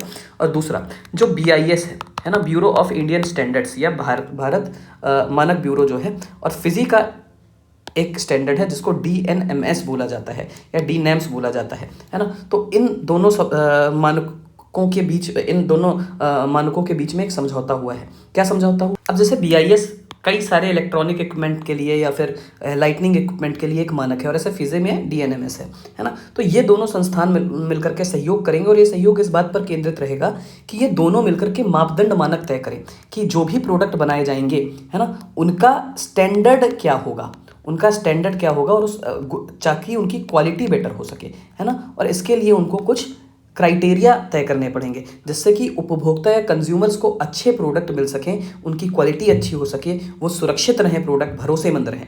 ठीक है, BIS जो है वो क्या करता है? उत्पादों और सेवाओं के लिए स्टैंडर्ड बनाता है और उसकी गुणवत्ता यानी क्वालिटी का भरोसा दिलाता है। ऐसे फिजी में ये है। तो ये दोनों सहयोग हमको देखने को मिलते हैं। अब इससे संभावित क्वेश्चन क्या पूछे जा सकते हैं? सबसे पहले क्वेश्चन पूछा जा सकता है, ऑनलाइन गेमिंग संवर्धन और विनियमन अधिनियम 2025 में अधिकतम जुर्माना राशि पूछी जा सकती है। 25 लाख, 50 लाख, 75 लाख, 1 करोड़। 50 लाख सही जवाब है। 130वां संविधान संशोधन विधेयक 2025 के अनुसार मंत्री कितने दिन हिरासत में रहने के बाद स्वतः पदमुक्त हो जाएंगे? 25, 30, 31, 35। सही जवाब है 31 दिन। नए IIM की स्थापना कहाँ पर की जा रही है? गुवाहाटी में की जा रही है ना। फिर इसके अलावा फिजी के प्रधानमंत्री का नाम आपसे पूछा जा सकता है। सिसिली राबुका उनका सही नाम है। रमेश चंद्र, सिसिली राबुका, विजय नारायण सिंह, राजेश सिंह आपको एग्जाम्पल दिए। सिसिली राबुका उनका सही नाम है। ठीक है, चलो अब अगला क्वेश्चन आपसे पूछा, अगला टॉपिक है prime minister of India Narendra Modi की अंतर्राष्ट्रीय दौरों के बारे में। तो सबसे पहले करीन वार्ता के बारे में क्वेश्चन है। करीन कहाँ पर है? संयुक्त अरब अमीरात के अंदर है ना। तो वहाँ की अबू धाबी करीन में प्राइम मिनिस्टर मोदी और शेख मोहम्मद बिन जायद अल नहयान, इन दोनों की एक मीटिंग हुई है सितंबर 9, 2025 को, जहाँ पर कुछ मुख्य समझौते हुए हैं। पहला समझौता किस बारे में हुआ है? परमाणु ऊर्जा साझेदारी के बारे में हुआ है, यानी न्यूक्लियर एनर्जी पार्टनरशिप एग्रीमेंट हुआ है। ठीक, इसमें UAE और इंडिया जो है वो क्या बोलते हैं, एनर्जी सिक्योरिटी के बारे में एक पार्टनरशिप करेंगे, जिसके तहत भारत UAE की मदद करेगा उनको शांतिपूर्ण न्यूक्लियर एनर्जी को गेन करने में, यानी कि बिजली बनाने के लिए, आसान भाषा में न्यूक्लियर एनर्जी को गेन करने के लिए। इसके अलावा एक कॉम्प्रहेंसिव इकोनॉमिक पार्टनरशिप समझौता हुआ है इंडिया UAE के बीच में, है ना, आर्थिक समझौता हुआ है। इसके अलावा रक्षा और सुरक्षा सहयोग में वृद्धि, डिफेंस एग्रीमेंट हुआ है, defence and security cooperation agreement हुआ है। तो 3 समझौते बेसिकली आपसे पूछे जा सकते हैं। परमाणु ऊर्जा समझौता नंबर 1, और दूसरा कॉम्प्रहेंसिव इकोनॉमिक पार्टनरशिप एग्रीमेंट, है ना, इकोनॉमिक पार्टनरशिप एग्रीमेंट, और तीसरा डिफेंस एग्रीमेंट। 9 सितंबर 2025 को कहाँ पर? करीन अबू धाबी में। ठीक है, तो ये नाम आपको याद रखने, इतने से आपका क्वेश्चन इस टॉपिक से कोई भी आएगा सॉल्व हो जाएगा। दूसरा, प्रधानमंत्री नरेंद्र मोदी जो हैं वो सिंगापुर यात्रा करेंगे, और वहाँ पर उनकी मीटिंग, जो वहाँ के प्रधानमंत्री हैं लॉरेंस वोंग, उनके साथ में उनकी मीटिंग हुई है। ठीक है, अब इसमें किस बारे में बातचीत हुई है? सबसे पहले एक ग्रीन शिपिंग कॉरिडोर की स्थापना के बारे में बातचीत हुई है, और दूसरा डिजिटल कनेक्टिविटी और 5G टेक्नोलॉजी में कॉपरेशन के बारे में बातचीत हुई, और तीसरा फिनटेक या सेमीकंडक्टर सहयोग के बारे में बातचीत हुई है। और समझने की कोशिश करते हैं। ग्रीन शिपिंग कॉरिडोर विकसित करने का मकसद क्या है कि भारत और सिंगापुर के जो बंदरगाह हैं या पोर्ट हैं उसके बीच में ऐसा समुद्री मार्ग का निर्माण करना जहां पर कोई भी जहाज चले तो वो जीरो कार्बन एमिशन करे, है ना, या फिर शून्य कार्बन उत्सर्जन करे, जीरो कार्बन एमिशन करे। ठीक है, ठीक। और उसके डेटा लॉजिस्टिक्स पूरी तरीके से डिजिटल हो। दूसरा, अब ग्रीन डिजिटल शिपिंग कॉरिडोर की बात की गई है तो इसके लिए मैंने बोला कि एक एमओयू साइन किया गया है, मैंने बता दिया है कि इसके अंदर क्या होगा। दूसरा, डिजिटल कनेक्टिविटी पर बात हुई है ना, कि भाई जैसे यूपीआई है या हम डिजी लॉकर इस्तेमाल करते हैं, इसमें अपने डॉक्यूमेंट अपलोड करते हैं, तो इन चीज़ों में हमारे डॉक्यूमेंट सुरक्षित रहे, हमारा पैसा सुरक्षित रहे, इसके लिए साइबर सुरक्षा, डेटा एक्सचेंज और इंटरऑपरेबिलिटी को बढ़ाने के लिए बातचीत करी गई है। इंटरऑपरेबिलिटी क्या होता है कि जैसे कि हमको पेटीएम ऐप हम इस्तेमाल कर रहे हैं, है ना, पेटीएम ऐप हम इस्तेमाल कर रहे हैं तो उससे हम फ़ोनपे पर पेमेंट कर सकें, तो इस तरीके की चीज़ों को इंटरऑपरेबिलिटी बोला जाता है। फिर फिनटेक और सेमीकंडक्टर सहयोग, मतलब कि फिनटेक क्या है? फाइनेंशियल टेक्नोलॉजी ऐप, जिसमें ऑनलाइन लोन लेने वाली ऐप्स हैं, इन्वेस्टमेंट करने वाली ऐप्स हैं, उनके बारे में एक तरीके से कॉपरेशन एग्रीमेंट साइन हुआ है। Semiconductor chip manufacturing, packaging, testing, design, है ना, इसकी सप्लाई चेंज को मैनेज करने के लिए, क्योंकि सिंगापुर इसमें इस बढ़त के मामले पर है, उनकी वैश्विक जो इलेक्ट्रॉनिक्स या सेमी कंडक्टर की सप्लाई चेन है वो बहुत इंपॉर्टेंट है, उस पर उनका कब्जा है एक तरीके से, है ना, तो ये सिंगापुर की जो उसमें अपर हैंड है वो इंडिया की हेल्प कर सकता है। फिर क्या है, भारत की 23वीं लॉ कमीशन का गठन किया गया है, 23rd लॉ कमीशन का गठन किया गया है। इसके अध्यक्ष जो हैं न्यायमूर्ति ऋतुराज अवस्थी हैं, जस्टिस ऋतुराज अवस्थी, जिनका कार्यकाल 1 सितंबर 2024 से 3 साल के लिए यानी 31 अगस्त 2027 के लिए रहेगा। ठीक, मकसद क्या है? वही जो हर बार लॉ कमीशन का मकसद होता है, इंप्रूविंग इंडियन लीगल सिस्टम। दूसरा, जो लीगल रिफॉर्म्स अभी तक हुए हैं उनको देखना कि क्या वो बेटर हुए हैं, जो कानूनी सुधार हुए हैं वो सही तरीके से हुए हैं, नहीं हुए हैं तो उनको उनके लिए रिकमेंडेशंस देना। फिर न्यायिक प्रक्रिया में तेजी लाने के लिए क्या क्या काम किया जा सकता है, इसके लिए अपनी रिकमेंडेशन देगा, अपने सुझाव देगा। ठीक है, चलो इसके अलावा अगला क्या है कि भाई लेपर्ड सफारी का इनॉग्रेशन हुआ है, कहाँ? बनेरघट्टा बायोलॉजिकल पार्क के अंदर। अच्छा, ऊपर वाले से क्वेश्चन क्या क्या बन सकते हैं? लॉ कमीशन कौन सा वाला है? तो 23वां है, इतना याद रखना इंपॉर्टेंट है। बनेरघट्टा नेशनल पार्क के अंदर लायन सफारी का, लेपर्ड सफारी का इनॉग्रेशन हुआ है 26 जून 2024 को। कहाँ पर है? बेंगलुरु, कर्नाटक के अंदर, इतना आपको याद रखना। सबसे पहले इंपॉर्टेंट फीचर्स क्या है? भारत की पहली और दुनिया की दूसरी सबसे बड़ी तेंदुआ सफारी। ठीक है, ये 20 हेक्टेयर के लैंड को इसके लिए इस्तेमाल किया जाएगा, उसका सीमांकन किया जाएगा, एक्वायर किया जाएगा, फिर उसको के चारों तरफ फेंस लगाए जाएंगे, बाड़ लगाए जाएंगे, जिसके अंदर तेंदुओं को रखा जाएगा। 8 तेंदुओं को खुले क्षेत्र में छोड़ दिया गया है। अब इनका ये क्षेत्र हो गया, ये इनका जंगल, ये मेरा जंगल है, ये मेरे जानवर, समझ रहे हो, है ना। तो अब क्वेश्चन कहाँ से पूछा जाएगा? सबसे पहले कहाँ पर लेपर्ड सफारी शुरू हुई है? बेंगलुरु में, बनेरघट्टा नेशनल पार्क में। बनेरघट्टा नेशनल पार्क कहाँ पर है? कर्नाटक के अंदर, बेंगलुरु के अंदर। तारीख 26 जून 2024। ठीक है, इंडिया का पहला और दुनिया का दूसरा सबसे बड़ा लेपर्ड सफारी। ठीक है, फिर क्या है? असमिया प्रोजेक्ट। ठीक, असमिया प्रोजेक्ट क्या कहता है? भारतीय भाषाओं को संवर्धन करेगा या उनको प्रमोट करेगा, है ना, भारतीय भाषाओं को प्रमोट करेगा। 16 जुलाई 2024 को ये परियोजना शुरू की गई है, ये प्रोजेक्ट शुरू किया गया है। लक्ष्य क्या है भाई? अगले 5 वर्षों में 2200 ऐसी पुस्तकें तैयार की जाएंगी जो अलग अलग भारतीय भाषाओं को शामिल कर देंगी। ठीक है, और भारतीय भाषाओं में शिक्षा को बढ़ावा दिया जाएगा। इससे क्या होती है? कई विलुप्त प्राय भाषाएं हैं, उनको बचाने में मदद मिलेगी। ठीक है, अब इसके 2 मेजर इनिशिएटिव इंपॉर्टेंट हैं। एक तो मल्टी डायलेक्ट या मल्टीलिंगुअल डिक्शनरी तैयार की जाएगी इस प्रोजेक्ट के तहत।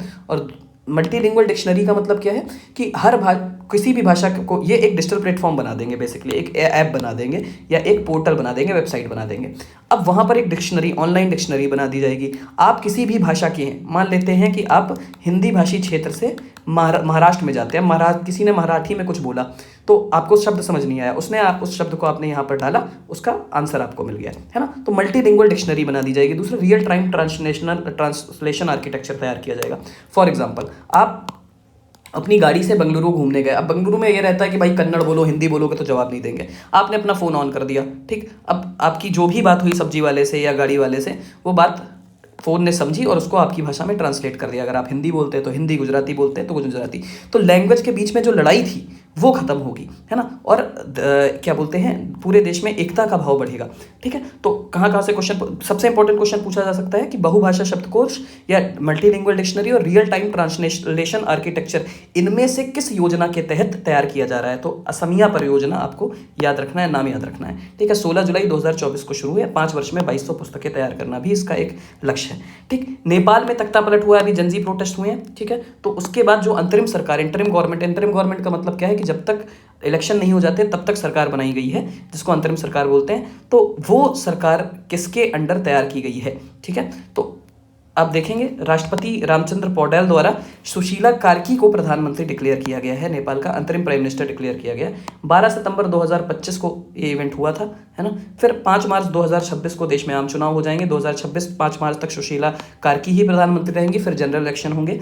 ठीक, अच्छा, और इस प्रोटेस्ट में आप देखेंगे तो 28 वर्ष से कम उम्र के लोग शामिल थे, और ये एक हिंसक आंदोलन था, वायलेंस भी बहुत ज़्यादा हुआ। आप देखेंगे एक पूर्व प्रधानमंत्री की पत्नी को मार तक डाला गया जला करके, ऐसा भी यहाँ पर हमको देखने को मिला। ठीक है, फिर इसके अलावा क्या क्वेश्चन पूछे जा सकते हैं, ये क्वेश्चन एक छोड़ दो, यहाँ से क्वेश्चन बनने की संभावना कम है। ठीक है, चलो ठीक है, अभी आज के लिए इतने क्वेश्चन इंपॉर्टेंट, इतने टॉपिक इंपॉर्टेंट रहते हैं, इतने टॉपिक इनफ रहेंगे। अब इससे क्या क्या क्वेश्चन बन सकते हैं ये एक बार देख लेते हैं। भारत का 23वां लॉ कमीशन किसकी अध्यक्षता में गठित हुआ? ऋतुराज अवस्थी, नाम याद रखना है आपको, है ना। ऐसे बोबड़े, ऋतुराज अवस्थी, डीवाई चंद्रचूड़, यूयू ललित, इतने नाम दिए, ये ऋतुराज अवस्थी सही जवाब है। भारत की पहली तेंदुआ सफारी कहाँ पर शुरू हुई?